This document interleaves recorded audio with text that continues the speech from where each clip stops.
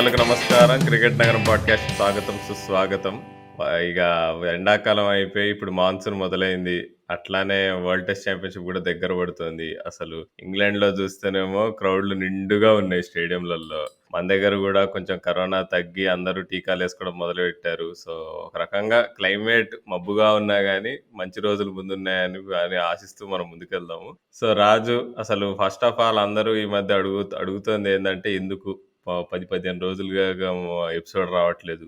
మేము cricket podcast జేయకుండా మీరు tennis మ్యాచ్‌లు జూస్తున్నారా? ఇట్లాంటి క్వెషన్‌లొస్తున్నాయి. దానికి నువ్వేమంటావు జెప్పు? సో బేసిక్‌గా నేను కూడా వ్యాక్సిన్ తీసుకోవడం జరిగింది Rahul last week. So vaccine తీసుకోవడమే కాకుండా actually New Zealand, England test series జరిగింది కదా! సో 2 టెస్ట్ మ్యాచ్‌లు నేనే కవర్ చేశాను. సో దానివల్ల కొంచెం సమయం అది కొద్దిగా మనకి ఇబ్బందయ్యి మనం అనుకున్న టైంలో ఈ world test championship final preview record చేయలేకపోయాం. సో కొంచెం లేట్‌గా రికార్డ్ చేస్తున్నందుకు ఆహ్, ముందుగానే అందరికీ మన క్రికెట్ నగరం ఫ్యాన్స్ అందరికీ కూడా సారీ చెప్తున్నా. సో, ఎట్లా అనిపిచ్చింది వ్యాక్సిన్ తీసుకోంగానే నీకు? అంటే బలం వచ్చినట్టు అనిపిచ్చిందా? నీరసం వచ్చినట్టు అనిపిచ్చిందా? అసలు ఏమీ అనిపియలేదా? బేసిక్‌గా ముందుగానే మనం అందరూ అంటే ఆల్రెడీ వ్యాక్సిన్ తీసుకున్నోళ్ళు చాలామంది వాళ్ళు అదే బాడీ పెయిన్స్ ఇలా అన్నీ చెప్పారు. సో, నేను కూడా మెంటల్లీ ప్రిపేర్ అయిపోయాను. సర్లే వ్యాక్సిన్ తీసుకున్న ఒక రోజు కొంచెం ఇబ్బందిగా ఉంటదని మెంటల్‌గా ప్రిపేర్ అయిపోయాను. బట్ మనం ఫేస్ చేసినప్పుడు తెలుస్తది కదా! సో, అలాగే నాకు కూడా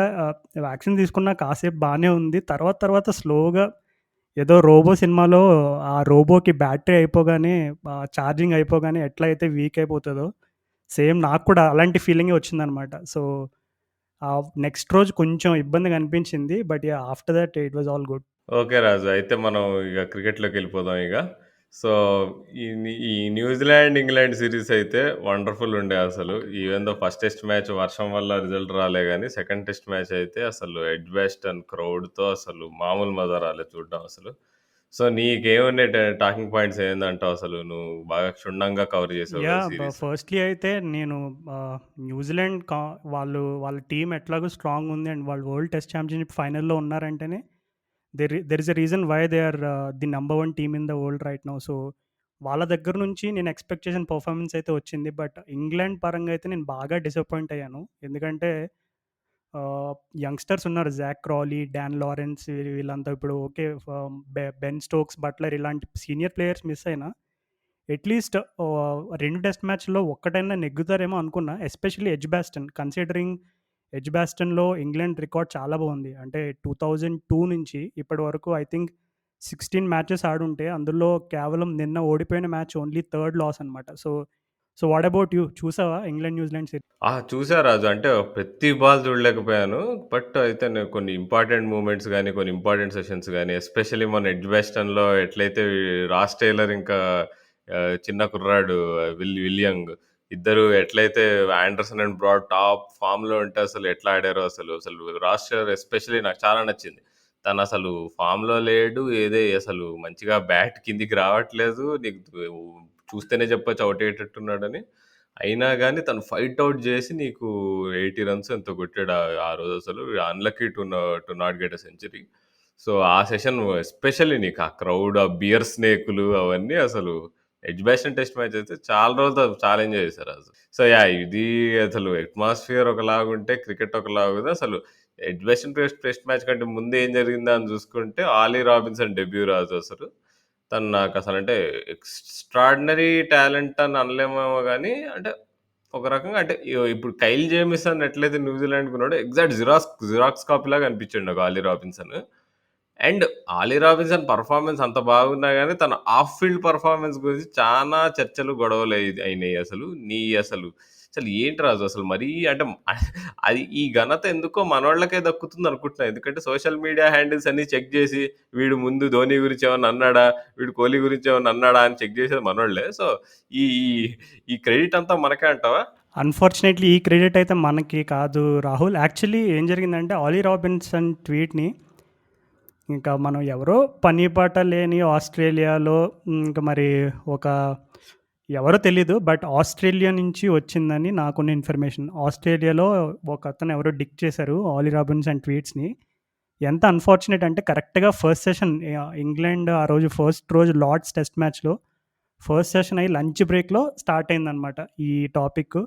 ఆ ట్వీట్ డిక్ చేసి ఇట్లా ఎక్స్‌పోజ్ చేశాడు. సో, ఆలీ రాబిన్సన్ యాక్చువల్లీ ఆ టైంలో ఆలీ రాబిన్సన్ ఈ ట్వీట్లు వేసినప్పుడు తన ఏజ్ వచ్చేసి 18 ఇయర్స్. సో, ఒక్కసారి మనం 18 ఇయర్స్‌లో ఉన్నప్పుడు మనమే ఏం చేసామని ఒకసారి గుర్తెచ్చుకుంటే at least personally I have done a lot of things that I shouldn't have done and I shouldn't have said and all those. So, actually ఆ ఏజ్ గ్రూప్‌లో మనం it's very easy to show empathy to someone. అరే! ఎప్పుడో జరిగింది గదా! అసలు ఈ ఇప్పుడు మళ్ళా తీసుకొచ్చి అది గూడా ఇంటర్నేషనల్ క్రికెట్ మంచి డెబ్యూ అవుతున్న టైంలో ఎందుకు అనేటువంటి క్వెషన్ మార్క్ చాలా ఉంది. సో, దానిపైన నా ఒపీనియన్ చెప్పే ముందు అసలు నీ టేక్ ఏంటి అసలు ఈ ఇష్యూ పైన? అంటే నేను గూడా అంటే రఫ్ అనిపించింది రోజు. అంటే తను మధ్యలోనే నీకు ఓకే. నెక్స్ట్ టెస్ట్ మ్యాచ్ ఆడడని జెప్పేయడము. ఓకే. తన పైన ఇన్వెస్టిగేషన్ అంటే అని నాకర్థం గావట్లేదు. పెద్ద పెద్ద పదాలవి. అంటే సరే అప్పుడు తప్పు జేశాడు. ఏదో 10 ఏళ్ల క్రితం పిల్లోడుగా ఉన్నప్పుడు ఏదో వేషాలేసాడు. కానీ ఫస్ట్ నాకు ఈ ఇంప్రెషన్ వచ్చినప్పుడు నేను ట్వీట్లు చూడలే అనమాట. ఏం వేసాడని. తర్వాత కొంచెం ఎక్కడో కనిపించినాయి స్క్రీన్ షాట్స్. కానీ రాజు అంటే అంటే ఇంగ్లాండ్ అట్లా రియాక్ట్ అవ్వడానికి గూడా ఎందుకో the the the magnitude of damage ఎట్లాంటి ట్వీట్‌లయితే ఏసాడో అవి చూస్తే కనుక ఎంత అసభ్యకరంగాను ఒక లిమిట్ ఉంటుంది గదా! అది ఆ లిమిట్‌ని దాటి ఎక్కడికో ఎళ్ళిపోయిందసలు ఎస్కేప్ వెలాసిటీతో. అంటే మరీ అంత అంటే అట్లా అంటే ఇప్పుడు భయపడతారు ఎవరైనా టీమ్‌మేట్స్ నాకు తెలిసి 'జో రూట్' గూడా అదే అన్నాడు. మేము గూడా చూసి అసలు షాక్ అయ్యాము. వీళ్ళంతా అంటుండే టీమ్‌మేట్స్ గూడా. మరీ అంటే అమ్మో! నేను అంటే చాలా బ్యాడ్‌గుండే రాజు. నేనేదో 2, 3 రేసిస్ట్ కామెంట్స్ ఉన్నాయేమో అనుకున్నా. కానీ అక్కడ రేసిజం, మిసాజినీ వేరే లెవెల్ అసలదంతా. కాబట్టి ఏమన్నా ఐ కెన్ అండర్‌స్టాండ్ ఇంగ్లాండ్ వాళ్ళు అంత సీరియస్‌గా రియాక్ట్ అవ్వడము. బట్ మరీ ఇప్పుడు స్టీవ్ స్మిత్, డేవిడ్ వార్నర్ బ్యానులు లాంటివి ఏమన్నా చేయకపోతే బావుంటది. అవును రాహుల్. యాక్చువల్లీ హ్మ్. మనోడు ఆ ట్వీట్ చేసిన టైంలో 18 ఇయర్స్ కాబట్టి చాలామంది నువ్వన్నట్టుగానే అవి చాలా అసభ్యకరంగా ఉన్నాయి. బట్ హావింగ్ సెడ్ దట్ ఒక రీజన్ ఏంటంటే ఇంగ్లాండ్ అంత సీరియస్‌గా రియాక్ట్ అవ్వడానికి ఇప్పుడు ప్రతి టెస్ట్ సిరీస్ ముందు I think from the last even 2020లో కూడా వాళ్ళు టెస్ట్ సిరీస్ అవన్నీ స్టార్ట్ చేసే ముందు దే స్టార్టెడ్ టేకింగ్ ఏ నీ అగెయిన్స్ట్ రేసిజం. సో, ఇట్లా వాళ్ళు రేసిజం అగెయిన్స్ట్‌గా వాళ్ళు అదే ఒక పర్టిక్యులర్ గెస్చర్ చేసి అండ్ అలాగే చాలా ప్రెస్ రిలీజులు ఇవన్నీ పెట్టి, వాళ్ళ యాక్షన్ రూపంలో చూపించకపోతే ఇంకా పెద్ద న్యూస్ అవుతది. అండ్ ఎస్పెషల్లీ యూకేలో ఇంకా వాళ్ళు యూకేనే కాదు ఏ కంట్రీలో అయినా క్రికెట్ అనేది ఒక సెంటర్ అయినప్పుడు ఆటోమేటిక్‌గా అది పాలిటిక్స్ అండ్ చాలా వేరే విషయాల్లో కూడా డ్రిఫ్ట్ అయిపోతది ఈజీగా. సో, అందుకని I think ECB had to force to take that decision. ఎందుకంటే ఇప్పుడు జనరల్‌గా అసలు ఇట్లాంటి సిట్యుయేషన్స్ ఎక్కువ ఫుట్బాలర్స్‌తో జరుగుతాయంట. అంటే వాళ్ళు ఎప్పుడైతే ఫస్ట్ టీమ్‌కి దగ్గరగా వస్తారో సెలక్షన్స్‌కి, అలాంటప్పుడు ఇలాగా వాళ్ళ పాత ట్వీట్స్‌ని డిక్ చేయడం, టార్గెట్ చేయడం ఇలాంటివి జరుగుతదంట. సో, క్రికెట్‌లో మనకి మేబీ కొత్తయి ఉండొచ్చు. బట్ వేరే స్పోర్ట్స్‌లో అయితే కొంచెం కామనే అని తెలిసింది. బట్ ఒక ఇంట్రెస్టింగ్ విషయం ఏం తెలిసిందంటే, స్కై వాళ్ళు సెకండ్ డేనో, థర్డ్ డేనో ఒక చిన్న ప్రోగ్రామ్ చేశారు. ఈ ఎస్పెషల్లీ ఆలీ రాబిన్సన్ పైన. సో, దాంట్లో ఏమని చెప్పారంటే యాక్చువల్లీ యూఎస్‌లో ఏదైనా నాన్ స్పోర్టింగ్ ఆర్గనైజేషన్స్ గానీ, లేదంటే నాన్ స్పోర్ట్ రిలేటెడ్ ఉండే ఆహ్, ఏవైతే ఉంటాయో, వాళ్ళు జనరల్‌గా ఇట్లాంటి ఇష్యూస్ జరిగినప్పుడు అంటే ఇలా రేసిజం గానీ, వేరే పాత ట్వీట్స్, హిస్టరీ ట్వీట్స్ ఇవి డిక్ చేసి వాళ్ళని టార్గెట్ చేసినప్పుడు, యాక్చువల్లీ వాళ్ళు పీఆర్ టీమ్ తోటి ఏం చేస్తారంటే ఎట్లోకట్ల కొంచెం ఏదో మేనేజ్ చేసి ఆ గూగుల్ సెర్చ్‌లో పేజ్ 1, పేజ్ 2లో ఆ రకమైనటువంటి స్టోరీస్ రాకుండా చేసుకుంటారంట. అంటే ఈ రకమైన స్టోరీస్ ఏవైతే ఉన్నాయో, ఆ స్టోరీస్ పేజ్ 1, పేజ్ 2 రాకుండా చేసుకుంటారంట. కానీ ఈ స్పోర్ట్‌లో ఉండేటువంటి అడ్వాంటేజ్ ఏంటంటే, ఒకవేళ ఆలీ రాబిన్సన్ ఇప్పుడు ఓకే. ఎంతకాలం అయితే బ్యాన్ చేశారో, ఏం జరిగిన తర్వాత తను గనక మంచి కమ్‌బ్యాక్ ఇస్తే గనక ఒకవేళ నేషనల్ టీమ్‌కి ఇచ్చినా లేదు, పోనీ తను డొమెస్టిక్ సర్క్యూట్‌లో కన్సిస్టెంట్‌గా చేస్తే తను ఎవరికీ పే కూడా చేయక్కర్లేదు. ఎందుకంటే స్పోర్ట్స్ రైటర్సే చాలా స్టోరీస్ రాస్తారు తన పైన. సో, అలా స్టోరీస్ రాసే కొద్దీ గూడా ఆటోమేటిక్‌గా అలాంటి గుడ్ న్యూస్ అనేవి గూగుల్ సెర్చ్‌లో మనోడి పేజ్ 1లోకి అలాంటి పాజిటివ్ న్యూస్‌లు ఎళ్ళిపోతాయి. So, I think all all that Ollie Robinson do at this moment ఏంటంటే జస్ట్ తను ఇంకా సరే పాస్ట్ ఈస్ పాస్ట్ అని మర్చిపోయి ఇంకా ఈ ప్రెజెంట్ తన పెర్ఫార్మన్స్ పైన ఫోకస్ చేస్తే గనక ఐ థింక్ 1 ఆర్ 2 ఇయర్స్‌లో మర్చిపోతారు. బట్ హావింగ్ సెడ్ దట్ తను చేసిన ట్వీట్‌లయితే కంప్లీట్‌లీ అన్‌కాల్డ్ ఫర్. అవి ఏమాత్రం కూడా యాక్సెప్టబుల్ కాదు. Not by any standards. So yeah! Moving on ఇంక మనం అదేంటి 'షకీబ్' సార్ గూడా మళ్ళీ ఇట్లాంటిదే తనకి ఇలాంటివి అలవాటు. షకీబ్ సారు కాంట్రోవర్సీ చుట్టాలు తెలీదా నీకు? వాళ్ళిద్దరూ బాగా క్లోజ్ రిలేటివ్స్. ఆ! అది ఇగో ఆల్‌మోస్ట్ కొట్టేస్తాడేమో అనుకున్నా రాజు. ఆ క్లిప్ జూస్తే, ఆ వీడియో జూస్తే నీకు. నేను షాక్ అయ్యాను రాహుల్. యాక్చువల్లీ 'షకీబ్ అల్ హసన్' అంటే లైక్ ఓకే. మనకి లాస్ట్ 3, 4 ఇయర్స్‌గా కొంచెం ఇలాంటి న్యూస్‌లు ఎస్పెషల్లీ 'షకీబ్' గురించి చదవడం మనకు అలవాటయింది గానీ, మనోడికి చాలా హిస్టరీ ఉందంట. యూట్యూబ్‌లో జస్ట్ ఒకసారెళ్లి 'షకీబ్ ఎంబారసింగ్ కెమెరా మూవ్‌మెంట్' ఏదో ఉందది. సో, నిజంగా చాలా అసలు అలాంటిది గనక నాకు లైక్ పర్టిక్యులర్‌గా నాకు తెలీదు వేరే కంట్రీలో జరిగితే ఎలా ఉండేదో రియాక్షను. But yeah! నిన్ననే నేను ఒక 2 న్యూస్ ఆర్టికల్స్ చదివాను. అంటే 'షకీబ్' ఈ కాంట్రోవర్సీ హిస్టరీ గురించి చదివాను. ఐ థింక్ లాస్ట్ 10 ఇయర్స్‌లోనే ఇది ఐ థింక్ అరౌండ్ 10థ్ ఆర్ 11థ్ కాంట్రోవర్సీ. నేను జోక్ చేయట్లేదు. మీరు వెళ్లి సెర్చ్ చేస్తే మీకే ఆ టైమ్‌లైన్ ఆఫ్ 'షకీబ్స్' కాంట్రోవర్సీస్ చూసుకుంటే ఐ థింక్ 2010 అండ్ 11 టైమ్ నుంచి గూడా తన బిహేవియర్ పైన చాలా రకమైనటువంటి క్రిటిసిజం ఉంది. అండ్ అలాగే బంగ్లాదేశ్ క్రికెట్ బోర్డ్ అంటే బ త త అంటే మరి 'షకీబ్' తను గేమ్ కంటే ఎక్కువ తనే గేమ్ కంటే ప్లేయరే ఎక్కువ అని ఊహించుకుంటాడో ఏంటో నాకు తెలీదు గానీ, బీసీబీ వాళ్ళు కూడా చాలా తనకి కొంచెం లీనియంట్‌గా ఉన్నారంట. అంటే సరే ఎంతైనా పెద్ద ప్లేయర్ కదా అని చెప్పి వాళ్ళు 'షకీబ్' కోసం వాళ్ళు రూల్స్ చేంజ్ చేశారు గానీ, 'షకీబ్' మీద పనిష్మెంట్ విషయంలో మాత్రం ప్రతిసారి కూడా వాళ్ళు ఎక్కడో చోట వెనకంజ వేస్తూనే వచ్చారని జెప్పి నేను చదవడం జరిగింది. యాహ్! రాజు అసలు అంటే అసలు ఆ బంగ్లాదేశ్ క్రికెట్ ప్లేయర్స్ చూస్తే వాళ్ళేందో, వాళ్ళ విధానాలేందో అసలేం అర్థం గాదు. వాళ్ళ ఫ్యాన్స్ పిచ్చేందో పాపం. వాళ్ళ ఫ్యాన్స్ అంటే ఒక రకంగా సరే అమాయకులని అనుకోవచ్చు. కానీ క్రికెట్ బోర్డ్ గూడా వాళ్ళకట్లా నీకు పెద్ద ప్లేయర్స్‌కి అంత ఫర్‌గా బిహేవ్ జేయడము, వాళ్ళకి లీనియన్స్ ఇవ్వడం ఇదంతా మంచిది గాదసలు ఒక రకంగా. సో, అంటే ఇది పక్కన పెట్టేస్తే అసలు అంటే ఏమో అంటే మరి నీకు ఒక ఎగ్జాంపుల్‌గా నిలవాల్సిన ప్లేయర్ మరట్లా జేస్తే మరి యంగ్‌స్టర్స్ ఎట్లా తయారవుతారనేది that's a very scary thing to think about. ఒకసారైతే న్యూజిలాండ్‌లో 2011లోనో ఎప్పుడో సైడ్ స్క్రీన్ ఏదో ఇష్యూ వచ్చిందంట.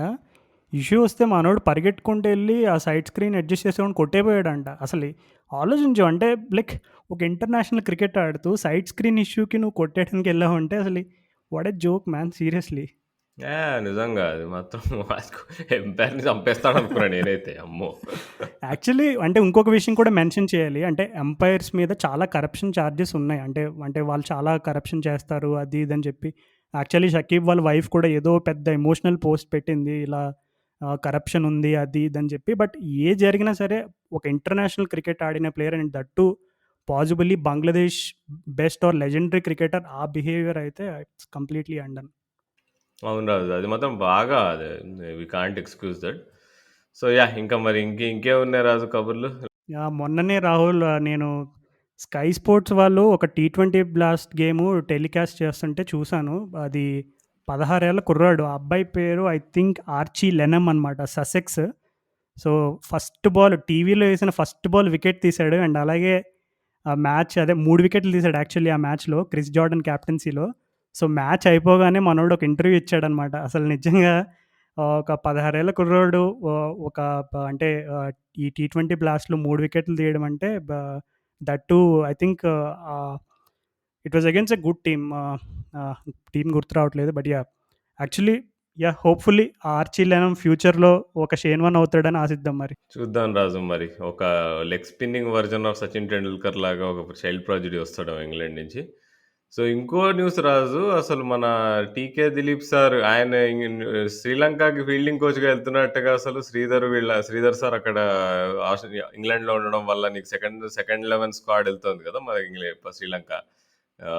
అది మాత్రం వి ఆర్ వెరీ హ్యాపీ ఏమంటావు? Yeah! So, 'TK Dilip' sir మీరు ఈ ఈ పాడ్‌కాస్ట్ వింటున్నప్పుడు we want to really congratulations sir మీకు. ఎందుకంటే we did a awesome episode అది ఫీల్డింగ్ స్పెషల్ ఎపిసోడ్ ఒకటి చేసాము 'టీకే దిలీప్' సార్ తోటి. సో, వింటున్న వాళ్ళు మీరు ఎవరైనా గనుక ఆ ఎపిసోడ్ వినకపోతే దయచేసి వినండి. So, hearty congratulations to 'T K Dilip' sir. ఎందుకంటే he has been selected as the fielding coach for the upcoming series in Sri Lanka. Okay Raju. చలో మరి ఇప్పుడు మనం ఇగ ఎళ్ళిపోదామా? మనం అదేంటి బర్గర్‌లో మధ్యలో ప్యాటీకి దోసలో మధ్యలో ఉండే ఏంది రాహుల్, మసాలాకి నువ్వు యూఎస్ నుంచి వచ్చి ఇంతకాలం అయినా ఇంకా బర్గర్ నుంచి బయటకు రావట్లేదు? ఎంతైనా మన కారం దోస, ఉప్మా దోస వీటిని మించింది ఏదైనా ఉంటుందో చెప్పు? Yeah! I vote for MLA pesarattu only. Awesome, awesome. So ఆ మసాలా దోసలో ఉండే అన్ని రకమైన ఫ్లేవర్స్ చూపించేద్దాం ఇప్పుడు మన వరల్డ్ టెస్ట్ ఛాంపియన్షిప్ రివ్యూ తోటి. So let's get the ball rolling. Yeah! So, అయితే ఇప్పుడు 2 ఇయర్స్‌గా బెస్ట్ 2 టీమ్స్ అసలు ఫైనల్‌కొచ్చాయంటావా రాజు అసలు? అంటే నీ దృష్టిలో చాలామంది ఇప్పుడు న్యూజిలాండ్ వాళ్ళు సరిగ్గా మ్యాచ్‌లు ఆడలేదు. వాళ్ళు ఓన్లీ హోమ్‌లో ఎక్కువ ఆడారు. అంటే ఈజ్ ఇట్ అన్‌ఫెయిర్ అంటావా? ఎస్పెషల్లీ ఇంగ్లాండ్ వాళ్ళు తెగ ఏడుస్తున్నారు. అదేంది మేము 5 టెస్ట్ మ్యాచ్ సిరీస్‌లో ఆడతాం. ఇప్పుడు న్యూజిలాండ్ వాళ్ళు 2 మ్యాచ్‌లలో ఒకటి గెలిస్తే 60 ఇం- పాయింట్లు అది ఇది ఇంగ్లాండ్ అని వాళ్ళకి చెప్పి ఆల్రెడీ మస్తు సమాధానం అంటున్నారు అసలు. చెప్పేశారు కదా న్యూజిలాండ్ వాళ్ళు. అదే అదే కదా ఇప్పుడు వాళ్ళు అంత అల్లరి చేశారు. ఇప్పుడు వాళ్ళు ఏమైనా హోమ్‌లో ఏమన్నా మంచి పెర్ఫార్మన్స్ ఇచ్చారంటే అది లేదు. ఫస్ట్ మ్యాచ్ వర్షం వల్ల క బతికిపోయారు. సెకండ్ మ్యాచ్ ఏమో చిత్తుగా ఓడిపోయారు. అసలు నీకు మరి ఏం మొఖం పెట్టుకొని ఇంగ్లాండ్ వాళ్ళు అట్లాంటి కామెంట్స్ చేస్తారో నాకు అర్థం కాదు అసలు. అండ్ అది పక్కన పెడితే అంటే నేను ఒక రకంగా అంటే ఇప్పుడు ఇఫ్ నాట్ న్యూజిలాండ్ ఎవరు అంటే అంటే కంటెండర్ ఎవరు ఉన్నారు అంటే ఓన్లీ ఆస్ట్రేలియానే కొంచెం బాగా ఆడినట్టు అనుకోవచ్చు. బట్ వాళ్ళు కూడా హోమ్‌లోనే ఎక్కువ ఆడారు మరి చూసుకుంటే ఆస్ట్రేలియా వాళ్ళు మరి. సో, ఒక రకంగా న్యూజిలాండే ఐడియల్ కంటెండర్ అనుకుంటున్నాను. ఎందుకంటే వాళ్ళు శ్రీలంకలో సీరీస్ డ్రా చేసుకున్నారు. ఇంకా ఆస్ట్రేలియాలో ఒక సీరీస్ ఓడిపోయారు వాళ్ళు. ఫుల్ వైట్ వాష్ అయ్యారు ఆస్ట్రేలియాకి పోయి అవే సీరీస్. అయినా గాని వాళ్ళు వాళ్ళ పర్ఫెక్ట్ హోమ్ రికార్డ్ మెయింటైన్ చేశారు కాబట్టి వాళ్ళొచ్చారు. సో, కంప్లీట్‌లీ జస్టిఫైడ్ నా దృష్టిలో. అండ్ ఎస్పెషల్లీ నిన్న ఇంగ్లాండ్‌లో వాళ్ళు చేసిన పెర్ఫార్మన్స్‌కి ఇగ వాళ్ళు చూపించిన డెప్త్ నీకు 6 ఫస్ట్ 11 ప్లేయర్స్ లేకపోయినా గాని వాళ్ళు నీకు అంత ఈజీగా గెలిచారంటే తెలిసిపోతుంది. అంటే మనం ఇండియన్ టీమ్ స్ట్రెంత్ గురించి చెప్పుకుంటుంటాం కానీ there is a reason why New Zealand నీకు వరల్డ్ టెస్ట్ ఛాంపియన్షిప్ ఫైనల్‌లో ఉంది. వాళ్ళకి డెప్త్ ఉంది మనకున్నంతే. సో, చాలా ఇంట్రెస్టింగ్ బ్యాటిల్ రాజు. నేనైతే అంటే నేను ముందు ఇంగ్లాండ్ సీరీస్‌కి ముందు కొంచెం నేను పెద్దగా రేట్ చేయలే న్యూజిలాండ్ వాళ్ళని. బట్ ఇంగ్లాండ్ సీరీస్‌లో వాళ్ళు చూపించిన రేంజ్ ఆఫ్ ప్లేయర్స్‌ని చూస్తే నాకు కొంచెం ఇప్పుడు భయమేస్తుంది రాజు. ఇండియా తరఫు నుంచి. అవును రాహుల్, యాక్చువల్లీ నువ్వు చెప్పినట్టుగానే I think if there is one deserving team ఎవరైనా ఉండొచ్చు ఇంకా వరల్డ్ టెస్ట్ ఛాంపియన్షిప్ ఫైనల్లో ఉంటే I think it's gonna be Australia. So అందులో ఏ డౌట్ లేదు. అండ్ ఇంకొకటి ఏంటంటే యాక్చువల్లీ ఎప్పుడైతే న్యూజిలాండ్ వాళ్ళు సెకండ్ టెస్ట్కి 6 చేంజెస్ చేశారో జనరల్గా మేము టెస్ట్ మ్యాచ్లు చేసేటప్పుడు ముందు మేమందరం కామెంటేటర్స్ అంతా జోక్స్ వేసుకుంటాం అనమాట. అరే ఈ టెస్ట్ మ్యాచ్ ఎన్ని రోజుల్లో అయిపోయిద్ది అని చెప్పి. సో మేమైతే జనరల్గా మోస్ట్లీ 3.5 డేస్ అని ముందే అనుకున్నాము. బట్ మేము ఎక్స్పెక్ట్ చేసింది ఏంటంటే ఇంగ్లాండ్ గెలుస్తారు అనుకున్నాం. ఎందుకంటే కన్సిడరింగ్ న్యూజిలాండ్ వాళ్ళు ఐ థింక్ కొంచెం ఎక్స్పీరియన్స్, కొంచెం బ్యాటింగ్ పరంగా కొంచెం ఇన్ఎక్స్పీరియన్స్ ఉంది. అండ్ అలాగే రాస్ టేలర్ జనరల్గా 33+ 34+ ఉన్నాడు. సో ఎనీ టెస్ట్ బ్యాట్స్మెన్ 33, 34+ తర్వాత బెస్ట్ అయితే రాదు. Like you will have to continue to fight with your weaknesses and all that. So and also given Ross Taylor's history with LBWs మేమైతే actually 3.5 డేస్లో England గెలిచేస్తుంది అనుకున్నాం. Actually result 3.5 డేస్లోనే జరిగింది కానీ exact opposite అయింది. సో న్యూజిలాండ్ గెలింది. So yeah, నీకు తెలుసా ఈ స్టాట్? యాక్చువల్లీ లార్డ్స్లో ఇప్పుడు 10% of the centuries made in Lord's are made by South Africans who actually didn't play for South Africa. అదే చూసాను నేను. అదైతే హైలైట్ ఉండే అసలు.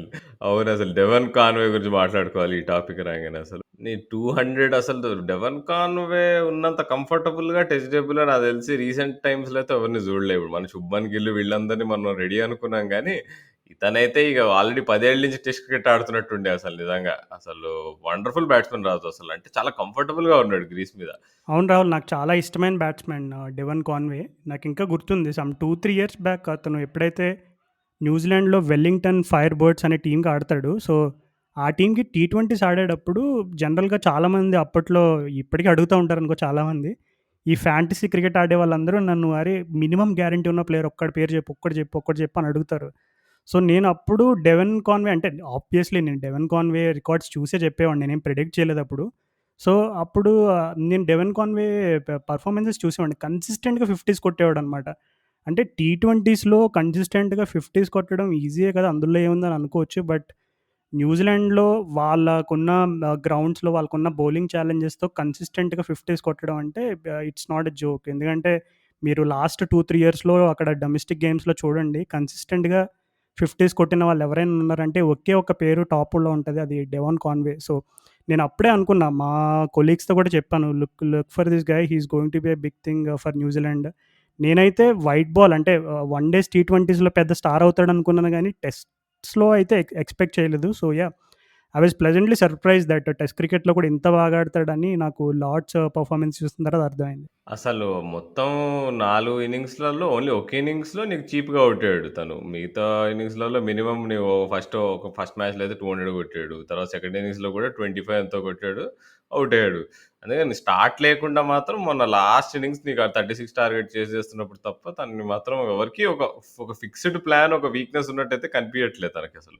మరి మన ఇండియన్ బౌలింగ్ మరి ఏం ప్లాన్స్ ఏస్తుందో చూడాలి మరి. ఎట్లయితే స్టీవ్ స్మిత్‌ని ఆపారో ఆస్ట్రేలియాలో అట్లా తనకు గూడా మరి ప్లాన్ ఎయాలి. లేకపోతే ఒక్కసారి తను నిలబడి ఒక లాంగ్ ఇన్నింగ్స్ ఆడాడంటే నీకు ఇంగ్లాండ్ పిచెస్ పైన నీకు ఇంగ్లాండ్‌లో ఏందంటే రాజు 300 కొట్టిందనుకో టీము, నీకు ఆల్వేస్ చాలు ఇక నీకు. నీకు ఇండియాలో లాగా 500 కొట్టనక్కర్లే. 300 చాలు నీకు. బౌలింగ్ మంచిగా ఏయగలిగి, కొంచెం కండిషన్స్ ఫేవర్ చేసినాయనుకోండి, ఇక నీకు అయిపోయింది ఇక. అది అవసరం లేదు నీకు. ఇంకా నీకు 500, 600 అసలు అవసరమే ఉండదు. సో, అది కాబట్టి రన్స్ అంటే ఈ సీరీస్ నాకు తెలిసి ఈ వరల్డ్ చెస్ ఛాంపియన్‌షిప్ ఫైనల్ నాకు తెలిసి మొత్తం బ్యాటింగ్ మీద డిపెండ్ ఉంటదనుకుంటున్నా రాజు. ఎందుకంటే బౌలింగ్ 2 టీమ్స్ ఆల్‌మోస్ట్ సిమిలర్ ఉంటాయి నాకు తెలిసి. అటు ఇటు చేసి. బ్యాటింగ్‌లో ఎవరు కొంచెం మార్జినల్లీ ఇంపార్టెంట్ రన్స్ కొడతారో, లోవర్ ఆర్డర్ రన్స్ అయినా గాని, ఆర్ ఫస్ట్ ఇన్నింగ్స్ స్కోర్ అయినా గాని వాళ్ళే గెలుస్తారు నాకు తెలిసి. అవును రాహుల్. నేను జస్ట్ ఒక్క స్టెప్ ఎక్స్‌ట్రా ఎళ్లి ఏం చెప్తానంటే, ఈ number 6 to number 11 batting contributions ఏవైతే ఉన్నాయో అవి చాలా క్రూషియల్ అవుతాయి. ఎస్పెషల్లీ ఇంగ్లాండ్ టెస్ట్ మ్యాచ్‌లో. సో, ఇంగ్లాండ్‌లో జరిగే ఏ టెస్ట్ మ్యాచెస్‌లో అయినా అప్పుడప్పుడు ఇలాంటి లోవర్ ఆర్డర్ కాంట్రిబ్యూషన్సే మ్యాచ్ రూపురేఖలు మార్చేస్తాయన్నమాట. సో, హోప్‌ఫుల్లీ ఇప్పుడు న్యూజిలాండ్‌కి Neil Wagner, Trent Boult batting చూసిన తర్వాత నాకైతే మామూలు షాక్ రాలేదు. ఎందుకంటే అంతకుముందు ట్రెంట్ బోల్ట్ బ్యాటింగ్ చేసినప్పుడు తను బాల్‌ని మీట్ అయ్యేటప్పుడు 2 కాళ్ళు పైకెత్తేసేవాడు. అంటే ఫ్రంట్ ఫుట్‌తో ఆడితే బ్యాక్ ఫుట్ పైనుండేది. బ్యాక్ ఫుట్‌తో ఆడితే ఫ్రంట్ ఫుట్ పైనుండేదనమాట. అంత వెరైటీగా ఆడేవాడు. తను కూడా యాహ్! కొంగ తను షాట్స్. కూడా బ్యాటింగ్‌లో ఇప్పుడు ఫుల్ కాన్ఫిడెంట్ అయ్యి కొంచెం బానే అంటే లైక్ టెక్నిక్ ఏదో కొంచెం చేంజ్ అయినట్టుంది. సో, హిస్టారికల్‌గా ఇంగ్లాండ్‌లో ఇండియా దగ్గరగా వచ్చి ఓడిపోయిన మ్యాచెస్ రీసెంట్ పాస్ట్‌లో చూసుకుంటే, అవన్నీ కూడా మెయిన్ రీజన్స్ ఈ లోవర్ ఆర్డర్ కాంట్రిబ్యూషన్స్ వల్లే. ఆ శామ్ కర్న్ చేసిన గాయాలు ఇంకా మనోళ్ళందరికీ చాలా ఫ్రెష్‌గానే ఉంటాయి. సో, ఏదో అంటే మనోళ్ళు ఫస్ట్ 4, 5 వికెట్స్ బానే తీసేస్తారు. తర్వాతే మొదలవుతది అక్కడి నుంచి. సో, హోప్‌ఫుల్లీ లోవర్ ఆర్డర్ ఎక్కువ రన్స్ ఇయకుండా కొంచెం ఒకవేళ మంచి స్టార్ట్ వస్తే బౌలింగ్‌తో ఆ లోవర్ ఆర్డర్‌ని కూడా సేమ్ అదే ఈక్వల్ ఇంటెన్సిటీతో వాళ్ళని రెస్ట్రిక్ట్ చేయగలిగితే I think there is no stopping to India's win in the world test championship final. కానీ న్యూజిలాండ్ బౌలింగ్ చూసాను కదా రాజు అసలు ఈ 2 మ్యాచెస్‌లో అసలు. వాళ్ళకి వాళ్ళకి లేని బౌలింగ్ టైప్ లేదు రాజు. నీకు బౌన్స్ చేసే బౌలర్ ఉన్నాడు. నీకు స్వింగ్ చేసే బౌలర్ ఉన్నాడు. ఇప్పుడు స్వింగింగ్ బోత్ వేస్ ఇప్పుడు నీకు సౌదీని మనం ఒకటి గమనించాలి. సౌదీకి నీకు ఇదివరకు ఇన్ స్వింగర్ ఉండేది కాదు. తనేదో ఒక క్వార్టర్ సీమ్ బాల్ ఏసేవాడు. నేను ఈ సీరీస్‌లో గమనించా ఇన్ స్వింగ్ కూడా ఏస్తున్నాడు. ప్యూర్ ఇన్ స్వింగ్ అంటే ఆ క్వార్టర్ సీమ్ బాల్ కూడా కాదు. అట్లానే ట్రెంట్ బోల్ట్ ఇప్పుడు క్వార్టర్ సీమ్ బాల్‌ని బాగా వాడుతున్నాడు. ఇప్పుడు తను లెఫ్ట్ ఆర్మ్ సైడ్ నుంచి కూడా క్వార్టర్ సీమ్ బాలేసి నీకు బాల్‌ని లెఫ్ట్ హ్యాండర్ లోపలికి తెస్తున్నాడు నీకసలు. ఇప్పుడు 1 ఇయర్ బ్యాక్ చూసుకుంటే ఈ స్కిల్స్ లేవు. వీళ్ళు ఈ ట్రెంట్ బోల్ట్‌కి ఇంకా టిమ్ సౌదీకి. వాళ్ళంటే నీకు బాగా అంటే ఫుల్ ప్లాన్డ్‌గా వాళ్ళు ఈ ఈ స్టేజ్ ఆఫ్ దర్ కెరియర్‌లో గూడా వాళ్ళు కొత్త స్కిల్స్ నేర్చుకుంటున్నారసలు. అది మాత్రం హాల్ మార్క్ అసలు. టిమ్ సౌదీ అసలు నిజంగా తను అంటే ఎప్పటినుంచో ఆడుతున్నాడు. భూమి పుట్టినప్పటి నుంచి ఆడుతున్నాడు. 2008-2009 నుంచి కోహ్లీతో పాటు స్టార్ట్ అయింది కెరియర్. అంటే ఇప్పుడు చూసుకుంటే తను 320 వికెట్స్ ఎన్నో తీసాడు రాదు అసలు. అంటే చాలా సైలెంట్‌గా ఈస్ ఎ మోడర్న్ గ్రేట్. అంటే చెప్పొచ్చు ఈజీగా ఇప్పుడు. లాస్ట్ 3 ఇయర్స్‌లో నీకు Tim Southee record has been better than Jimmy Anderson తెలుసా ఆ విషయం? ఈ రికార్డ్ నాకు తెలీదు Rahul. But yeah! Tim Southee absolute class. ఎక్కడైనా సరే స్వింగ్ కొంచెమైనా దొరికిందంటే తను బ్యాట్స్‌మన్‌ని లిటరల్‌గా బ్రేక్‌ఫాస్ట్, లంచ్, డిన్నర్ తిన్నట్టు తినేస్తాడు. సో, టిమ్ సౌదీని అండ్ అలాగే Trent Boult. So, Trent Boult చూడు తను ఐపీఎల్ ఆడిన తర్వాత న్యూజిలాండ్ వెళ్ళి 14 డేస్ క్వారంటైన్ ఉండాలంట అక్కడ. సో, అక్కడ క్వారంటైన్‌లో ఉన్నప్పుడు కూడా తన హోటల్ రూమ్‌లో పరుపు గోడకి పెట్టుకొని కంటిన్యూయస్‌గా ప్రాక్టీస్ చేస్తూ ఉండేవాడంట. సైమన్ డూల్ ఏమో తన రూమ్‌కి ఒక 4 రూములు పక్కన ఎక్కడో ఉండేవాడంట. సైమన్ డూల్ ఏమో "అరె! ఇప్పుడైనా రెస్ట్ తీసుకో. బాగా కష్టపడ్డావులే ఐపీఎల్‌లో" అంటే అసలు ట్రెంట్ బోల్ట్ మాత్రం ఇంకా అంటే తను హోమ్ కండిషన్స్‌లో ఫ్యామిలీతో టైమ్ స్పెండ్ చేయడానికి వెళ్ళినప్పుడు కూడా తను అంటే క్రికెట్ మీద ఉన్న ఆ ఫిక్సేషన్ చూడు. సో, ప్రెజెంట్ వరల్డ్ క్రికెట్‌లో నేనైతే వాళ్ళిద్దరిని Stuart Broad and James Anderson కంటే ఎక్కువ రేట్ చేస్తాను. సో, దానికి రీజన్ గూడా చెప్తాను. ఎందుకంటే నువ్వు 2012 నుంచి చూసుకుంటే ఆండర్సన్ ఈ స్వింగ్ పర్సెంటేజ్ అనేది గ్రాడ్యుయల్‌గా అటు ఇటు ఫ్లక్చుయేట్ అయ్యి రీసెంట్‌గా అయితే తగ్గిపోయింది. ఇప్పుడు చూసుకుంటే 2012లో ఆండర్సన్ స్వింగ్ వచ్చేసి 1.4, 13లో 1.5 అండ్ తర్వాత 14లో 1.9, 15లో 2, 16లో 1.8 డిగ్రీస్ అండ్ అలాగే రీసెంట్‌గా చూసుకుంటే లాస్ట్ 3 ఇయర్స్‌లో 2019లో జేమ్స్ ఆండర్సన్‌కున్న స్వింగ్ డిగ్రీ ఎంత 1.7, 2020లో తన స్వింగ్ డిగ్రీ 1.2 అండ్ ఈ ఇయర్ తన స్వింగ్ డిగ్రీ వచ్చేసి 1.1. సో, నాకు తెలిసి జేమ్స్ ఆండర్సన్ రిటైర్మెంట్ రోజులు దగ్గర పడ్డాయని నేను అనుకుంటున్నా. ఇంకా ఇంగ్లాండ్ వాళ్ళు బలవంతంగా పర్లేదు ఎట్లైనా సరే రికార్డులు సంపాదించుకోవాలి, యాషెస్‌కి పట్టుకెళ్ళిపోదాం అంటే ఇప్పుడే చెప్పేస్తున్నా యాషెస్‌లో చిత్తు చిత్తు కింద కొడతారు ఆస్ట్రేలియా వాళ్ళు ఆండర్సన్ తీసుకెళ్తే గనక. సో, అంటే వికెట్‌లయితే ఖచ్చితంగా పడవు. మేబీ రన్స్ రిస్ట్రిక్ట్ చేయడంలో సక్సీడ్ అవ్వచ్చు గానీ వికెట్స్ అయితే పడవు. అంత ఈజీగా ఆండర్సన్ అంత ఈజీగా రైట్ ఆఫ్ చేయలేంలే రాజు. తన్ని నీకు చూసాం మనం ఇండియాలో తను ఏం చేసాడో చూసాం మొన్న ఫస్ట్ టెస్ట్ మ్యాచ్ చెపాక్‌లో. అంటే but still I get your పాయింట్‌లే అబౌట్ అంటే కొంచెం డౌన్‌లోనే ఉన్నాడు ఒప్పుకోవాలి. అదైతే ఒప్పుకోవాలి.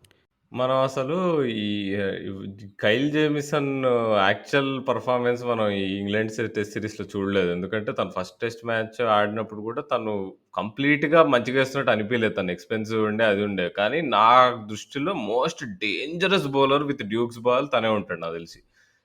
అంటే నీకు డ్యూక్ బాల్‌తో ఏందంటే స్వింగ్‌తో పాటు నీకు బౌన్స్, మూవ్‌మెంట్ కూడా ఉంటుంది. సో, ఈ 3 స్కిల్స్ ఉన్నాయి నీకు జేమిసన్‌కి. స్వింగ్ చేయగలడు, ఔట్ స్వింగ్ చేయగలడు, ఇన్ స్వింగ్ చేయగలడు. నీకు కొంచెం బ్యాక్ ఆఫ్ ద లెంత్ ఏస్తే బాల్ పైకి లేస్తుంది. అసలు నీకు చాలా ఆక్వర్డ్‌గా ఉంటుంది తన బౌలింగ్. న్యూజిలాండ్‌లోనే కుకబురా బాల్‌తో తను అంత ఇబ్బంది పెట్టాడంటే, నాకు డ్యూక్ బాల్‌తో చాలా భయం రాజు. అసలు ఫస్ట్ టెస్ట్ మ్యాచ్ పెర్ఫార్మన్స్‌ని మనం కన్సిడర్ చేయకూడదు. ఎందుకంటే తను అంత బాగా ఏయకపోయినా గాని వికెట్స్ తీసాడు నువ్వు చూసుకుంటే ఇంగ్లాండ్ మ్యాచ్‌లో. సో, నాకంటే జేమిసన్ అంటే మస్తు భయముంది రాజు ఈ సీరీస్‌కి. ఇంకా వాళ్ళకి తోడు ఇప్పుడు నీకు బోల్ట్ అండ్ సౌదీ వాళ్ళు ఉన్న కసితో వాళ్ళు బౌలింగ్ ఏస్తుంటే, ప్లస్ ఇంకా నీకు నీల్ వాగ్నర్ అనేది కసికి మారిపోయారు. అంటే వాడు బౌలింగ్ ప్లాన్స్ కూడా నేను గమనించా రాజు. న్యూజిలాండ్ అంటే చాలా వన్ ఆఫ్ ఎ కైండ్ ఉంటున్నాయి. అంటే క్లియర్‌గా తెలిసిపోతుంది వీళ్ళేదో ప్లాన్‌కి బౌలింగ్ ఏస్తున్నారు అని. ఇంగ్లాండ్‌లో కూడా నీకు ఆండర్సన్, బ్రాడ్ ఇద్దరూ కలిసి ఏస్తున్నా గానీ కొన్ని కొన్ని స్పెల్స్ నాకు అంత ఏమి అనిపియలే. అరే! వీళ్ళు ఏదో ఏస్తున్నారు అనిపించింది. కానీ న్యూజిలాండ్ వాళ్ళు అసలక్కడ నీకు ఏమీ కాకపోయినా, మీ మూవ్‌మెంట్ లేకపోయినా, పిచ్ ఆఫ్ ద పిచ్ గాని, నీకు ఏమైనా గాని, ఏదో ఒకటి ట్రై చేస్తున్నట్టయితే అర్థమైతుండే రాజు నీకు. ఎట్లైనా కొన్ని బాల్లుంటాయి. కొంచెం మూవ్‌మెంట్ వస్తుంది. బ్యాట్స్‌మన్ అయినా ఆడేస్తాడు. కానీ అప్పుడు అర్రే! అనుకుంటారు. అంటే వాళ్ళు ఏదో ప్లాన్ చేశారక్కడ. ప్లాన్ చేశారు. కంప్లీట్‌గా వర్కౌట్ కాలేదు. బట్ పార్ట్‌లీ సక్సీడ్ అయ్యారన్నమాట. అలా వాళ్ళు అంటే చాలా తెలివిగా బౌలింగ్ ఏస్తున్నారు. అంటే అది అంటే వన్ ఆఫ్ ఎ కైండ్ నన్నడిగితే అంత తెలివిగా మేబీ ఆండర్సన్ అండ్ బ్రాడ్ ఎయగలుగుతారు. బట్ వాళ్ళకంటే బెటర్‌గా వీళ్ళేసారు. అంటే అది నా మెయిన్ ఫీచర్ అది. ఆండర్సన్ అండ్ బ్రాడ్‌ని వాళ్ళు ఔట్ బౌల్ చేశారు ఇంగ్లాండ్‌లో. అవును రాహుల్. ఆండర్సన్, బ్రాడ్‌ని ఔట్ బౌల్ చేయడం అది కూడా ఇంగ్లాండ్‌లో మామూలు విషయం కాదు. సో, అందుకే నేను present I think Southee and Boult deadly combination అని చెప్పడానికి కూడా రీజన్ అదే. So, yeah! అంటే ఆహ్, ఇంగ్లాండ్ వాళ్ళు అసలు ఈ డిబేట్ ఉంది. అసలు ఆండర్సన్ అండ్ బ్రాడ్‌ని కలిసి ఆడిస్తారా ఇద్దరిని కలిపి అని చెప్పి. సో, ఐ థింక్ వచ్చే ఇండియా సిరీస్‌లో maybe Broad and Anderson combination మనం హ్మ్, చూడొచ్చు, చూడకపోవచ్చు. అది అరుదుగా చూడొచ్చు. సో, మనకు తెలీదు. But yeah! Coming back to New Zealand అసలు నువ్వు first of all Devon Conway weaknesses గురించి ఇందాక మాట్లాడావు. సో, డెవెన్ కాన్వే తెలుసా నీకు ఫస్ట్ టెస్ట్ మ్యాచ్‌లో అతనికి ఆల్మోస్ట్ 20-25 ఇన్‌సైడ్ ఎడ్జెస్ వచ్చినియి. Only 1 or 2 outside edges మాత్రమే వచ్చినియి. సో, ఒక బ్యాట్స్‌మ్యాన్‌ని నువ్వు నిజంగా సరిగ్గా గేమ్ ఫాలో అవ్వలేదు. బట్ బ్యాట్స్‌మ్యాన్ ఒక 200 కొట్టాడు. కానీ 20-25 ఇన్‌సైడ్ ఎడ్జెస్ ఉన్నాయి దాంట్లో. అండ్ అలాగే just 1 or 2 outside edges ఉన్నాయని నీకు ఇన్ఫర్మేషన్ వస్తే how do you think that you can attack this batsman with any sort of bowling lineup?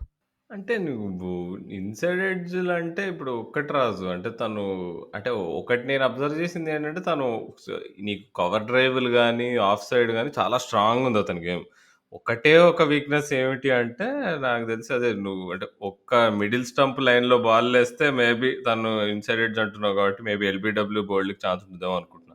మళ్ళీ అది కూడా జాగ్రత్తగుండాలి. కొంచెం ఓవర్ పిచ్ చేస్తే తను ఈజీగా ఫ్లిక్ కూడా చేస్తున్నాడు. సో అంటే నాకంటే ఆబ్వియస్‌గా ఒక ఒక ఒక ప్లానేస్తే తిను ఔట్ అయిపోతాడు. ఇప్పుడు డేవిడ్ వార్నర్‌కి ఫోర్త్ స్టంప్ మీదేస్తే నీకు ఎడ్జ్ చేసి కీపర్ క్యాచ్ ఇస్తాడని చిన్న పిల్లోడు వెంటనే చెప్తాడు.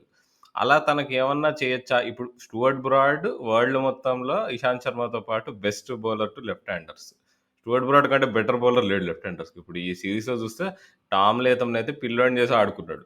సో, నీకు అంత ఫామ్‌లో అంత మంచి బౌలర్ లెఫ్ట్ హ్యాండర్స్‌కి 'స్టూవర్ట్ బ్రాడ్.' తనే నీకు ఇదేంటి 'కాన్వేని' అంత ఈజీగా ఔట్ చేయలేకపోయాడు మరి.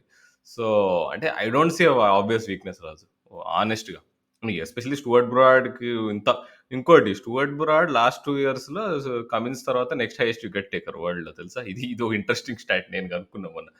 కర్టసీ మన రాముడు గౌతమ్ గారు ఒక ఒక ఒక ఒక ఫార్వర్డ్ చేశారనమాట. అది చూసి నేను షాక్ అయ్యా అనమాట. అవును రాహుల్. జనరల్‌గా కాన్వేని ఔట్ చేయడానికి నన్నడిగితే మన దగ్గరున్న బెస్ట్ వెపన్ జస్‌ప్రీత్ బుమ్రా.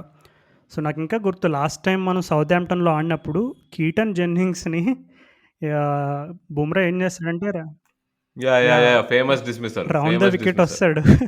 వచ్చి ఎల్బీడబ్ల్యూ పిన్ చేస్తాడు. బంబుల్లో అప్పుడు చెప్పిన కామెంటరీ నాకు ఇప్పటికీ చెవుల్లో మారుమ్రోగుతూనే ఉంటది. So, I think Devon Conway నేను అబ్జర్వ్ చేసిందేంటంటే అతని ఫుట్ వర్క్ చూసుకుంటే గనక చాలా లైట్ ఫుటెడ్ అనమాట. ఇప్పుడు క్రికెట్‌లో మీరు చూసుకుంటే ఆహ్, డిఫరెంట్ టైప్ ఆఫ్ ఫుట్ వర్క్‌లో కూడా డిఫరెంట్ స్టైల్స్, డిఫరెంట్ వేరియేషన్స్ ఉంటాయి. ఇప్పుడు Kevin Pietersen, Jonny Bairstow, Ian Bell ఇలా డిఫరెంట్‌గా ఉంటాయి. ఇప్పుడు సచిన్ టెండూల్కర్ ఆర్ విరాట్ కోహ్లీ వాళ్ళందరికీ కూడా ఒక రకమైనటువంటి ఫుట్ వర్క్‌లో కొంతమంది ఏం చేస్తారంటే పర్టిక్యులర్‌గా కొన్ని బౌలర్స్‌కి క్రీజ్ బయట నుంచోవడం గానీ, లేదంటే కొంతమంది బౌలర్స్‌కి ఎవరైతే స్వింగ్ మరీ ఆహ్, ఎక్కువొస్తది. మనం కొంతమందేంటంటే కాషియస్ అప్రోచ్ తోటి బ్యాక్ ఫుట్ పైన ఆడతారు. కేన్ విలియమ్సన్ లాగా లో హ్యాండ్స్ తోటి కొంచెం క్రీజ్ వెనకాల ఆడతారు. కొంతమంది స్వింగ్‌ని కౌంటర్ చేయడానికి ముందుకొస్తారు. సో, డిఫరెంట్ టెక్నిక్స్ ఉన్నాయి. సో, కాన్వేకేంటంటే తన ఫుట్ వర్క్ చాలా లైట్ ఉంటది. అంటే తన ఫ్రంట్ ఫుట్ చూసుకుంటే లిటరల్లీ ఇంకా అసలు ఈజీగా ఎటైనా మూవ్ అవ్వగలిగేలాగా ఫ్లెక్సిబుల్‌గా ఉంచుకుంటాడనమాట. సో, ఆ అడ్వాంటేజ్ వల్ల తనకేమవుతదంటే నువ్వు బ్యాక్ ఆఫ్ ద లెంత్ ఏసినా, షార్ట్ ఏసినా సరే తను ఈజీగా టార్గెట్ చేయగలుగుతున్నాడు. అండ్ అలాగే ఫుల్ ఏసినప్పుడు ఏం చేస్తున్నాడంటే, ఆ బ్యాక్ ఫుట్‌ని బెండ్ చేసి నీట్‌గా డ్రైవ్స్ ఆడుతున్నాడు. జనరల్‌గా స్ట్రాంగ్ పుల్, హుక్కు ఆడుతున్నాడు. బ్యాక్ ఫుట్ గేమ్ బావుందంటే గనక ఎక్కడో ఒక చోట చిన్న ఆబ్వియస్ వీక్‌నెస్ ఉంటది. ఫ్రంట్ ఫుట్ గేమ్‌లో ఏదన్నా ల్యాక్ ఆఫ్ ఫీట్ మూవ్‌మెంటో లేదంటే వైడ్ బాల్స్ ఏసి కొంచెం బాగా టెంప్ట్ చేసినప్పుడు ఎడ్జ్ అయ్యి స్లిప్ కొట్టడంలో దొరికిపోవడం ఇలా ఉంటది. కానీ కాన్వేకి నువ్వు చెప్పినట్టుగానే ఆబ్వియస్ వీక్‌నెస్ అయితే లేదు ఈ స్టేజ్‌లో. కానీ ఏదైనా మనం ఒకటి టార్గెట్ చేయొచ్చు. ఇప్పుడు inside edges almost 25 inside edges వచ్చినాయంటే there is something in it. ఏదో ఒకటుంది క్రాక్ చేయాలి. ఎందుకంటే ఇప్పుడు తను 2 టెస్ట్ మ్యాచ్‌లే ఆడాడు. ఇట్ ఈస్ నాట్ లైక్ తనొక 40, 50 టెస్ట్ మ్యాచెస్ ఆడి ఇంకా వీక్‌నెస్‌లు దొరకట్లేదు అని కాదు. సో, కేవలం 2 టెస్ట్ మ్యాచ్‌లే ఆడాడు. అండ్ అలాగే ఒక టెస్ట్ మ్యాచ్‌లో అతనికి 25 ఇన్‌సైడ్ ఎడ్జెస్ వచ్చినాయంటే there is something in it that our guys have to explore. So, Jasprit Bumrah ఖచ్చితంగా రౌండ్ ద వికెట్ వచ్చి తను కాన్వే ప్యాడ్స్‌ని కన్సిస్టెంట్‌గా టార్గెట్ చేసి కొంచెం ఇన్ స్వింగర్స్ అవి ట్రై చేస్తే గనక కాన్వే ఈజీగానే దొరికిపోతాడేమో అనే ఒక చిన్న హోప్ ఉంది. But yeah! Let's see. ఇప్పుడు 'నీల్ వాగ్నర్' గురించి మాట్లాడుకుందాం రాజు అసలు. నేను తనని చాలా అంటే ముందు నేననే కాదు అందరేమనుకున్నారంటే, 'నీల్ వాగ్నర్‌కి ఏమొచ్చు బౌలింగ్ ఏది బండకేసి కొడతాడు ఇట్లా షార్ట్ బాల్లేస్తాడు. అది బాల్లేస్తది జనాలకి విసుగొస్తది ఆ షార్ట్ బాల్‌లకి ఓ క్యాచ్ ఇస్తారు ఎక్కడో అని అనుకుంటారు. కానీ ఈ సీరీస్‌లో తన ఫస్ట్ టెస్ట్ మ్యాచ్‌లో తనకి అర్థమైపోయింది. తన బౌలింగ్ స్టైల్‌కి పిచ్ రెస్పాండ్ కావట్లేదు. ఎంత బండకేసి గుద్దినా బాల్ లేవట్లేదు. సో, మనం ఏదో వేరే జేయాలి అని జెప్పి తను గూడా స్వింగ్ జేయడం స్టార్ట్ జేశాడు. సెకండ్ టెస్ట్ మ్యాచ్‌లో తను గూడా ఒక ప్రాపర్ స్వింగ్ బౌలర్. బోల్ట్‌కి కజిన్ బ్రదర్ లాగా యేసాడు బౌలింగ్. సో, అంటే అది గూడా నేను అమేజ్ అయ్యానన్నమాట. బేసిక్‌గా న్యూజిలాండ్ వాళ్ళు అవే ఫ్రమ్ ద హోమ్ ఎక్కువ ఆడరు. సో, వాళ్ళకింత స్కిల్స్ ఉంటాయని మనం చూడం. ఎందుకంటే వాళ్ళ హోమ్‌లో వాళ్ళకి వాళ్ళు ఎలా ఆడతారో మనం అలానే చూస్తాం. ఇప్పుడు బయటికెళ్తే వాళ్ళ మొత్తం రేంజ్ కనిపిస్తుంటే నాకు భయమేస్తుందన్నమాట వరల్డ్ టెస్ట్ ఛాంపియన్‌షిప్‌లో. అందుకే అది అంటే అండర్ ఎస్టిమేట్ చేశాను నేను న్యూజిలాండ్‌ని ఇంతవరకు అని నేను అనుకుంటున్నాను అన్నమాట. వాళ్ళేముందిలే వాళ్ళు హోమ్‌లో ఎక్కువ ఆడారు. వాళ్ళకి ఒక్కసారి బాల్ స్వింగ్ కాకపోతే ఏం చేయలేరు. స్పిన్ అయితే ఏం చేయలేరు అనుకున్నా. కానీ అయాస్ పటేల్ ఎట్లేసాడు రాజు నిన్న? అసలు నిజంగా చాలా బయటొస్తుండే బాల్ ఫట్ ఫట్ లేస్తుండే అసలు. నీకు అమ్మో! అంటే ఆల్ డిపార్ట్‌మెంట్స్ ఆర్ గుడ్ అంటే వెల్ వెల్ రెడీ ఉన్నారు. వెల్ రౌండెడ్ ఉన్నారు ఒక రకంగా. అయాస్ పటేల్ యాక్చువల్‌గా నాకు ఇంకా భయం ఉంది. ఒకవేళ సౌథంప్టన్‌లో పిచ్ రెసిస్ట్ చేసిందనుకో స్పిన్‌కి మన మనకి నంబర్ 1 నుంచి నంబర్ 6 వరకు అందరూ రైట్ హ్యాండర్స్. మంచిగా తిని పడేస్తాడేమో 2 ఓకే. వికెట్ల సో, మధ్యలో. న్యూజిలాండ్ ఎక్స్‌పర్ట్ కామెంటేటర్ అయిన సైమన్ డూల్ ఏం చెప్పాడో తెలుసా? నీల్ వాగ్నర్ ప్లేస్‌లో అతను ఇజాజ్ పటేల్‌ని పిక్ చేసుకుంటానని చెప్పాడు. సో, నువ్విప్పుడు మెన్షన్ చేసిన ఇద్దరు ప్లేయర్స్‌లో తను ఇజాజ్ పటేల్ వైపు మొగ్గు చూపించాడంటే there is definitely something about Ajaz Patel. Actually నిన్నే చదువుతున్నాను నేను ఇజాజ్ పటేల్ గురించి. He actually wanted to become a fast bowler తెలుసా నీకు? పాపం ఫాస్ట్ బౌలర్ అవుదాం అనుకున్నాడంట. కానీ తన హైట్ అండ్ తన లిమిటేషన్స్ తోటి మనకంత ఎక్కువ కెరీర్ ఉండదేమో అని దీపక్ పటేల్ అని ఫార్మర్ న్యూజిలాండ్ స్పిన్నర్ దగ్గర తను స్పిన్ ట్రైనింగ్ తీసుకొని కంటిన్యూస్‌గా ఎంత బోర్ అయినా సరే ఆ స్పిన్ ఎలా ఎయ్యాలని కంటిన్యూస్‌గా ప్రాక్టీస్ చేస్తూ కష్టపడ్డాడంట. And today he is reaping the rewards. వాళ్ళు శాంట్నర్‌నైతే ఆడియరు నాకు తెలిసి. న్యూజిలాండ్ వాళ్ళు శాంట్నర్‌నైతే ఆడియరు. పటేల్‌నే ఆడిస్తారు ఎట్లనో అట్లా. ఒకవేళ స్పిన్‌తో పోతుంటే, ఒకవేళ పిచ్ డ్రైగా ఉందనిపిస్తే వాళ్ళు శాంట్నర్ ఈజ్ లైక్ టెస్ట్ మ్యాచెస్‌లో అసలు కంప్లీట్‌లీ టైమ్ పాస్ బౌలర్ ఇగ. ఏదో ఏసాడంటే ఏసినట్టు. తన బ్యాటింగ్ గూడా అంత లెవెల్‌లో ఇంప్రూవ్ కావట్లేదు టెస్ట్ లెవెల్‌లో.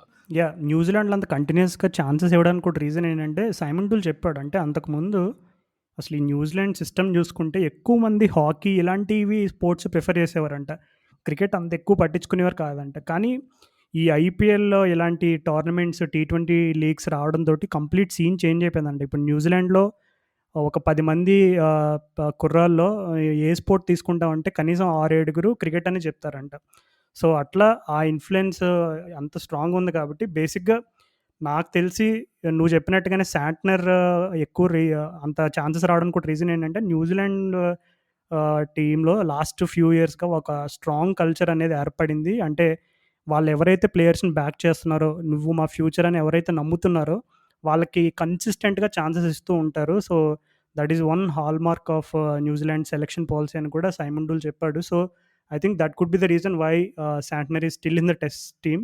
లేదంటే yeah! Definitely this no doubting his skills and all. But yeah! ఇంకా టెస్ట్ మ్యాచ్ లెవెల్‌లో especially on conditions that are not really favourable to spin దగ్గర అతను అంత కన్సిస్టెంట్‌గా ఉంటాడని అయితే నేను అనుకోవట్లేదు. But yeah!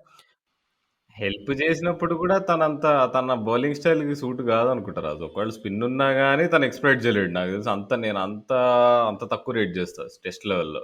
కానీ అంటే మనం వీళ్ళందరి గురించి మాట్లాడుకున్నాం గానీ, ద క్లాసిక్ న్యూజిలాండ్ బౌలర్ అయిన కాలిన్ డిగ్రాండ్ హోమ్ అంటే నాకు చాలా భయం రాజు. నాకే కాదు ఇండియన్ టీమ్ కోహ్లీకి కూడా ఎస్పెషల్లీ భయం అనుకుంటా. నీకు అప్పట్లో సచిన్ టెండూల్కర్‌ని అడిగారంట ఎవరో. Rahul really sorry for interrupting you. First of all నువ్వు కొలిన్ డిగ్రాండ్ మెన్షన్ చేసినప్పుడు అతని హెయిర్ స్టైల్ గురించి కూడా చెప్పాలి please. I'm a very big fan of his hair style. అది చెప్పిన తర్వాత కంటిన్యూ చేయి. నాగార్జున. నాగార్జున లెవెల్‌లో సూపర్ హెయిర్ సూపర్ స్టైల్ గదా! సినిమాలో నాగార్జునలాగా ఉంటాడు కదా అసలే. సూపర్ గాదు నన్నడిగితే ఇంకా అప్పటి నాగార్జున. మలెట్ ఉండేది గదా! అవును. నీకు ఆ స్టైల్ నీకు వెనకాలకి ఇట్ట ఇటు ఇటు ఇటు అవునవును. ఇట్లా నీకు ఇట్లా వెనకాలకి ఇట్లా పడతది గదా! నీకు ఆ హెయిర్ అవును. స్టైల్ నీకు యాక్చువల్లీ తెలుసా నాగార్జునకి చిన్నప్పుడు ఇంగ్లాండ్ ఉండేది. ఈ స్టాండ్స్‌లో ఉంటారు కదా! ఫ్యాన్స్ అందరూ మామూలుగా ట్రోల్ చేయలేదనమాట. కొలిన్ డిగ్రాండ్ మా హెయిర్ స్టైల్ అది చూసి. But yeah! Let's not drift away from the main topic. So, డిగ్రాండ్ home bowling గురించి డిస్కస్ చేస్తాం. Go head. యాహ్! తను అంటే యాక్చువల్‌గా తను ఇంజ్యూరీ నుంచి వాపసొస్తున్నాడు గాబట్టి అంత మంచిగా ఏయట్లేదు అనిపిచ్చింది గానీ ఫస్ట్ టెస్ట్ మ్యాచ్‌లో. తను లాస్ట్ టైమ్ ఇండియా సీరీస్‌లో గూడా తనసలు ఇంపార్టెంట్ వికెట్స్ తీసాడు. కోహ్లీ వికెట్ 2 సార్లు తీసాడు. నీకు వేరే బ్యాట్స్‌మెన్‌కి గూడా తను బౌలింగ్ ఏస్తున్నప్పుడు కొంచెం భయపడుతూనే ఆడారు. నీకు ఎప్పుడు ఎడ్జ్ చేస్తామా? ఎప్పుడు ఔట్ అయితామా అన్నట్టు. ఒకప్పుడు 1998లో సచిన్ టెండూల్కర్ ఎప్పుడైతే ఫుల్ పీక్‌లో ఉన్నాడో తనప్పుడు అడిగారంట. నీకు ఏ టైప్ బౌలర్స్ అంటే చాలా భయం నీకు? ఏ బౌలర్లు అంటే చాలా భయం అంటే తను ముగ్గురు పేర్లు చెప్పాడు. అబ్దుల్ రజాక్, డియాన్ నాష్ ఇంకొక ఇంకొక డిబ్లీ డాబ్లీ బౌలర్ ఎవరి పేరో చెప్పాడు. Hansie Cronje. So, Sachin Tendulkar at his peak అంటే తను ఏ బౌలింగ్ ఏసినా బయటికి కొట్టే పీక్‌లో ఉన్నప్పుడు తను ఇట్లాంటి టైప్ ఆఫ్ బౌలర్స్ అంటే భయం అని చెప్పాడు. సో, అట్లాంటి బౌలర్స్‌లో నంబర్ 1 బౌలర్ నాకు తెలిసి కాలిన్ డిగ్రాండ్. ఏమంటావు? 100% రాహుల్ ఒప్పుకోవాల్సిందే. ఎందుకంటే నువ్వు కౌంటీ క్రికెట్ చూసుకున్నా బీభత్సమైన పేస్ వేసే బౌలర్స్‌కి కంటే ఇలాంటి బౌలర్స్‌తోనే ఎక్కువ ప్రమాదం ఉందని బ్యాట్స్‌మెన్ చాలామంది చెప్తారు. ఈవెన్ డేవిడ్ లాయిడ్ బంబుల్ కూడా మెన్షన్ చేశాడనమాట. కౌంటీ క్రికెట్‌లో కూడా ఈ డారెన్ స్టీవెన్స్ ఇలాంటి షార్ట్ రన్‌అప్‌తో ఉండే బౌలర్స్ తోటి ఎక్కువ ప్రమాదం ఉంటదంట. అంటే వాళ్ళేంటంటే వాళ్ళతోటి నీకొచ్చే ఒక చిన్న రిస్క్ ఇప్పుడు ఆహ్, జనరల్‌గా పేస్ ఎక్కువ లేనినప్పుడు వికెట్ కీపర్స్ ఎక్కువ సార్లు వాళ్ళు జస్ట్ వికెట్స్ వెనకాలే నుంచుంటారు. అంటే నార్మల్ పొజిషన్‌లో కాకుండా వికెట్ వెనకాలే నుంచున్నప్పుడు ఏమైతదంటే బ్యాట్స్‌మెన్ మూవ్‌మెంట్స్‌ని రెస్ట్రిక్ట్ చేస్తారు కొంచెం వాళ్ళు. ఎందుకంటే నార్మల్‌గా వికెట్ కీపర్ వెనకాలున్నప్పుడు బ్యాట్స్‌మెన్ ఆబ్వియస్‌లీ క్రీజ్ బయట నుంచోవడానికి ఛాన్స్ ఉంటది. కానీ wicket keeper just wickets behind ఉన్నప్పుడు ఇంక వాళ్ళు క్రీజ్‌ని వదిలి వెళ్ళలేరు. ఎందుకంటే స్టంప్ అయ్యే రిస్క్ ఉంటది. సో, అలాగా క్రీజ్‌లోనే ఉండి బలవంతంగా ఆడాల్సొచ్చినప్పుడు కొంతమంది ప్లేయర్స్ ఫోర్సిబుల్‌గా టెక్నిక్ చేంజ్ చేసుకోవాల్సొస్తది. ఇప్పుడు especially Virat Kohli and Joe Root ఎవరైతే క్రీజ్ బయట నుంచిని ఆడే ప్లేయర్స్ ఎవరైతే ఉన్నారో వాళ్ళందరూ కూడా ఒక చిన్న టెక్నికల్ అడ్జస్ట్‌మెంట్ చేసుకోవాల్సొస్తది. సో, ఆ టెక్నికల్ అడ్జస్ట్‌మెంట్ చేసుకునే క్రమంలో డిగ్రాండ్ హోమ్ ఇట్లాంటి బౌలర్స్ తోటి ఏదైనా కొంచెం ఇన్ స్వింగర్స్ అవి వచ్చినప్పుడు ఆటోమేటిక్‌గా వాళ్ళు ఎల్‌బిడబ్ల్యూ అండ్ అలాగే ఇన్‌సైడ్ ఎడ్జెస్ అండ్ బౌల్డ్ అవ్వడానికి ఎక్కువ ప్రాబబిలిటీ ఉంటదనమాట. సో, నిజంగా ఏదో పేస్ లేదు, ఏముంది అని తీసి పడేయడానికైతే లేదు. ఇట్లాంటి బౌలర్స్ ఎస్పెషల్లీ నువ్వు చెప్పినట్టుగా ఇంగ్లాండ్ కండిషన్స్‌లో కొద్దో గొప్పో స్వింగ్ దొరికితే మాత్రం నిజంగా వాళ్ళు they are a very serious threat. ఇప్పుడు బోల్ట్, సౌదీ ఎంతైతే థ్రెట్ అని అనుకుంటామో, ఇట్లాంటి బౌలర్స్‌తో కూడా అదే రకమైనటువంటి థ్రెట్ ఉందని మనం బలంగా నమ్మాలి. But on a serious note do you think డిగ్రాండ్ home will start in the world test championship final? అంటే అది నాకు డౌటుంది. ఎందుకంటే తను ఎందుకో ఫుల్ ఫిట్‌నెస్‌లో ఉన్నట్టు అనిపియట్లే. తను ఎందుకో something is pulling him behind అన్నట్టు అనిపిచ్చింది. కానీ ఎట్లనో అట్లా ఆడిస్తారనుకుంటా. ఎందుకంటే తను ఒక్కసారి అంటే తను మంచిగా ఆడాడంటే డేంజరస్ ప్లేయర్ రాజు. ఎందుకంటే తను బౌలింగ్‌తో పక్కన పెడితే ఇంపార్టెంట్ వికెట్స్ తీయడము, తను తను బ్యాట్స్‌మెన్ గుండెల్లో పరిగెత్తిచ్చే రైడ్‌లు 75 మైల్స్ పర్ అవర్ స్పీడ్‌తో అది పక్కన పెడితే బ్యాటింగ్ పరంగా తను అసలు ఒక్కసారి నువ్వు ఒక క్విక్ 30 రన్స్‌తో నువ్వు ఎప్పుడైనా మ్యాచ్‌ని తిప్పాలి అంటే తను చాలా ఆ నంబర్ 7 స్లాట్‌లో చాలా ఇంపార్టెంట్ ప్లేయర్ తను. తనొచ్చి నీకు ఒక సడెన్‌గా నీకు మ్యాచ్ తిప్పేయగలడనమాట. ఎట్లయితే రిషబ్ పంత్ తిప్పుతాడో. సో, అలాంటి ప్లేయర్స్ నీకు ఇంగ్లాండ్ కండిషన్స్‌లో చాలా ఇంపార్టెంట్. ఎందుకంటే ఒక్కసారి నువ్వు 70, 80 రన్స్ నువ్వు సడెన్‌గా నువ్వు అనుకోకుండా ఇచ్చేసావనుకో క్విక్ టైమ్‌లో నీకది చాలా పెద్ద డిఫరెన్స్ చేస్తుంది. కాబట్టి అందుకే నీకు డిగ్రాండోమ్ చాలా డేంజరస్ ప్లేయర్. ఇప్పుడు తను బ్యాటింగ్ పరంగా కూడా నీకు చూసుకుంటే 40+ ఉంది తన యావరేజ్. ఇప్పుడున్న వరల్డ్ క్రికెట్‌లో 30 బౌలింగ్ యావరేజ్, 40+ బ్యాటింగ్ యావరేజ్ ఎవడికి లేదు. బెన్ స్టోక్స్ కూడా లేదు. So, yeah! రాహుల్ కరెక్టే. But yeah! డిగ్రాండ్ హోమ్ అసలీ ఫైనల్‌కి సెలెక్ట్ అవుతాడా? అసలు ఇంజ్యూరీస్ కన్సర్న్స్ ఉన్నాయా లేదా అనేది మనకి వచ్చే 2, 3 డేస్‌లో క్లారిటీ రావచ్చు. But yeah! ఖచ్చితంగా నువ్వన్నట్టుగా డిగ్రాండ్ హోమ్‌ని ఏమాత్రం కూడా లైట్‌గా తీసుకోలే. అవును. అవును. రాజు కేన్ మామ మరి మనందరి గుండెల్లో మరి కత్తి కేన్ దింపుతాడా? మామ మరి లార్డ్స్ టెస్ట్‌లో అయితే అంత ఫామ్‌లో అంటే ఫామ్ అని అనకూడదు. అలాంటి పెద్ద పెద్ద ప్లేయర్స్‌కి ఫామ్‌తో సంబంధం ఉండదు. వాళ్ళకి ఎలాంటి మ్యాచ్ అయినా సరే ఒక just in the blink of an eye వాళ్ళు అనుకుంటే గనక కాన్ఫిడెన్స్ గాని ఏదైనా వెంటనే వేరే లెవెల్‌కి తీసుకెళ్ళిపోతారు. But yeah! మేబీ అంటే ఫస్ట్ టెస్ట్ ఆ లార్డ్స్‌లో పెద్దగా స్కోర్ చేయలేదు అండ్ సెకండ్ టెస్ట్ ఇంజ్యూరీతో కూర్చున్నాడు పక్కన. But yeah! ఎప్పుడూ అండర్ ఎస్టిమేట్ చేయలేము ఈ న్యూజిలాండ్ టీమ్‌ని. ఎందుకంటే ఇప్పుడు ఆరుగురికి రెస్ట్ ఇచ్చిన తర్వాత కూడా ఫ్రెష్ ప్లేయర్స్ వచ్చి వాళ్ళు పెర్ఫార్మ్ చేశారు అంటే, ఇంకా ఆల్రెడీ బెంచ్‌లో కూర్చున్న వాళ్ళకి ఎంత కాన్ఫిడెన్స్ ఉంటదో ఆలోచించు. అంటే కొత్త ప్లేయర్సే వచ్చి అంత పెర్ఫార్మ్ చేశారంటే, ఆల్రెడీ ఇప్పుడు బీజే వాట్లింగ్ గాని అండ్ అలాగే టిమ్ సౌదీ గాని, కేన్ విలియమ్సన్ ఈ సెకండ్ టెస్ట్ మ్యాచ్‌కి ఎవరెవరినైతే రెస్ట్ చేశారో, ఎవరైతే డబ్ల్యూటీసీ ఫైనల్‌లో ఆడతారో, సో వాళ్ళందరూ ఎంత కాన్ఫిడెన్స్‌గా ఉంటారో ఒకసారి ఆలోచించుకోండి. బీ బీజే వాట్లింగ్ ఇంకో కసిబిడ్డ రాజు. అసలే తన లాస్ట్ టెస్ట్ మ్యాచ్ ఇది. బీజే వాట్లింగ్ అసలు నీకు ఎప్పుడైనా టీమ్ కొలాప్స్ అయితుందంటే తను వీవీఎస్ లక్ష్మణ్ అయిపోతాడు సడన్‌గా. తన ఆత్మ తనలో అవును. ప్రవేశిస్తుందనమాట. మనం అనుకుంటాం అప్పుడప్పుడు వీవీఎస్ లక్ష్మణ్ ఆత్మ రహానేలోకి అవును. ప్రవేశిస్తుందని. కానీ చరిత్ర పరంగా లాస్ట్ 4, 5 ఇయర్స్ గాని అసలు బీజే వాట్లింగ్ కెరియర్ మొత్తం చూసుకుంటే తను అసలు ఒక కష్టాల్లో వీవీఎస్ లక్ష్మణ్ అంతే. కరెక్ట్‌గా చెప్పావు రాహుల్. ఇప్పుడు న్యూజిలాండ్ టీమ్ దగ్గరికెళ్ళి టీమ్ అందరిని కూడా who is the most likeable person in the New Zealand team అనంటే, అందరూ ఓటేసే ప్లేయర్ పేరు బీజే వాట్లింగ్ అని చాలామంది చెప్తారు. సో, నో వండర్ ఎందుకంటే నువ్వు చెప్పినట్టుగానే సేమ్ ఒకప్పుడు మన వీవీఎస్ లక్ష్మణ్ మన ఇండియన్ క్రికెట్‌కి ఎలాంటి పాత్ర పోషించాడో, తను కూడా న్యూజిలాండ్ క్రికెట్‌కి గత కొంతకాలంగా అట్లాంటి కీలక పాత్రే పోషించాడు. So, it is going to B his last test match. So, చూద్దాం. హోప్‌ఫుల్లీ అతని లాస్ట్ టెస్ట్ మ్యాచ్ ఇండియాకి మోర్ మెమరబుల్‌గా ఉంటదని కోరుకుందాం న్యూజిలాండ్ కంటే. అంటే వండర్‌ఫుల్ కెరియర్ రాజు. అంటే ఒక 2 మినిట్స్ మనం మాట్లాడుకోవాలి వాట్లింగ్ గురించి అసలు. నిజంగా తను అంటే మర్చిపోతారు తనిప్పుడు. ఆడమ్ గిల్‌క్రిస్ట్‌ని గుర్తుపెట్టుకుంటారు. గ్రేట్ వికెట్ కీపర్ అది ఇది అని. ఇప్పుడు అంటే ధోనిని గుర్తుపెట్టుకుంటారు. And even though he had his limitations in test cricket. కానీ అసలు నువ్వు ఇప్పుడు బీజే వాట్లింగ్ అంటే చాలా స్పెషల్ ప్లేయర్ నన్నడిగితే. అంటే నీకు డబుల్ సెంచరీలు కొట్టాడు. నీకు పెద్ద పెద్ద పార్ట్నర్‌షిప్స్, మ్యాచ్ సేవింగ్ పార్ట్నర్‌షిప్స్ అసలు నీకు సీరీస్ చేంజింగ్ పార్ట్నర్‌షిప్స్ అసలు తను అంటే న్యూజిలాండ్ క్రికెట్ ఇంపార్టెంట్ టెస్ట్ విక్టరీస్‌లో తను పక్కా ఉంటాడు నువ్వు చూసుకుంటే అసలు. నీకు టీమ్ కష్టాల్లో ఉన్నప్పుడన్నా నీకు నీకు బ్రెండన్ మక్కలం ఫస్ట్ టైం నీ న్యూజిలాండ్ బ్యాట్స్మెన్ 300 కొట్టేటప్పుడు ఎవరున్నారు తన పక్కన అంటే తను అప్పుడు ఉన్నాడు. సో అంటే అంటే చాలా నాకు అంటే చాలా లైకబుల్ నువ్వు చెప్పినట్టు. And it's a great career. అంటే ఈజీగా నేను చెప్తా ఇది ఈ ఈ 2010-2020 జనరేషన్ ఆఫ్ ప్లేయర్స్‌లో ఇదంటే ఒక గ్రేట్‌గా నేను చెప్తాను అనమాట. ఒక హాల్ ఆఫ్ ఫేమ్ ఉందనుకో ఈ లాస్ట్ 10 ఇయర్స్‌కి. ఈ లాస్ట్ 10 ఇయర్స్‌కి మాత్రమే. ఆల్ టైమ్ గ్రేట్ అనడం అనేది పెద్ద విషయం గానీ, ఈ ఎరాలో తనని నేను ఒక గ్రేట్ ప్లేయర్‌గా నేనైతే చెప్తాను. Possibly the best test wicket keeper for New Zealand అని కూడా చెప్పుకోవచ్చు. ఎందుకంటే బ్రెండన్ మెక్కలం తను లెజెండ్. తన లెవెల్ వేరు. అంటే తను క్యాప్టెన్సీ పరంగా ఇవన్నీ పక్కన పెట్టేస్తే వికెట్ కీపింగ్ స్కిల్స్ పరంగా కూడా బీజే వాట్లింగ్ చాలా అంటే ఇప్పుడు రీసెంట్‌గా జరిగిన లార్డ్స్ టెస్ట్ మ్యాచ్ తీసుకుంటే అసలు ఈ జనరల్‌గా లార్డ్స్ క్రికెట్ గ్రౌండ్‌లో ఎలాంటి వికెట్ కీపర్ అయినా ఇబ్బంది పెడతాడు. హోమ్ వికెట్ కీపర్ అయినా, అవే వికెట్ కీపర్ అయినా. మీరు కావాలంటే టెస్ట్ మ్యాచెస్ ఎన్ని టెస్ట్ మ్యాచెస్ అయినా చూడండి. వికెట్ కీపర్‌లు హిస్టారికల్‌గా బాగా ఇబ్బంది పడిన క్రికెట్ గ్రౌండ్ ఏదైనా ఉందంటే అది ఓన్లీ లార్డ్స్. ఈవెన్ ధోని కూడా ఇబ్బంది పడ్డాడు. One of the best wicket keeper. So, అట్లాంటిది ఆహ్, యొ మన జేమ్స్ బ్రేసీ అయితే పాపం లార్డ్స్‌లో చాలా స్ట్రగుల్ అయ్యాడు. అసలు సరిగ్గా కలెక్ట్ చేసుకోలేకపోయాడు కొన్ని డెలివరీస్ అయితే.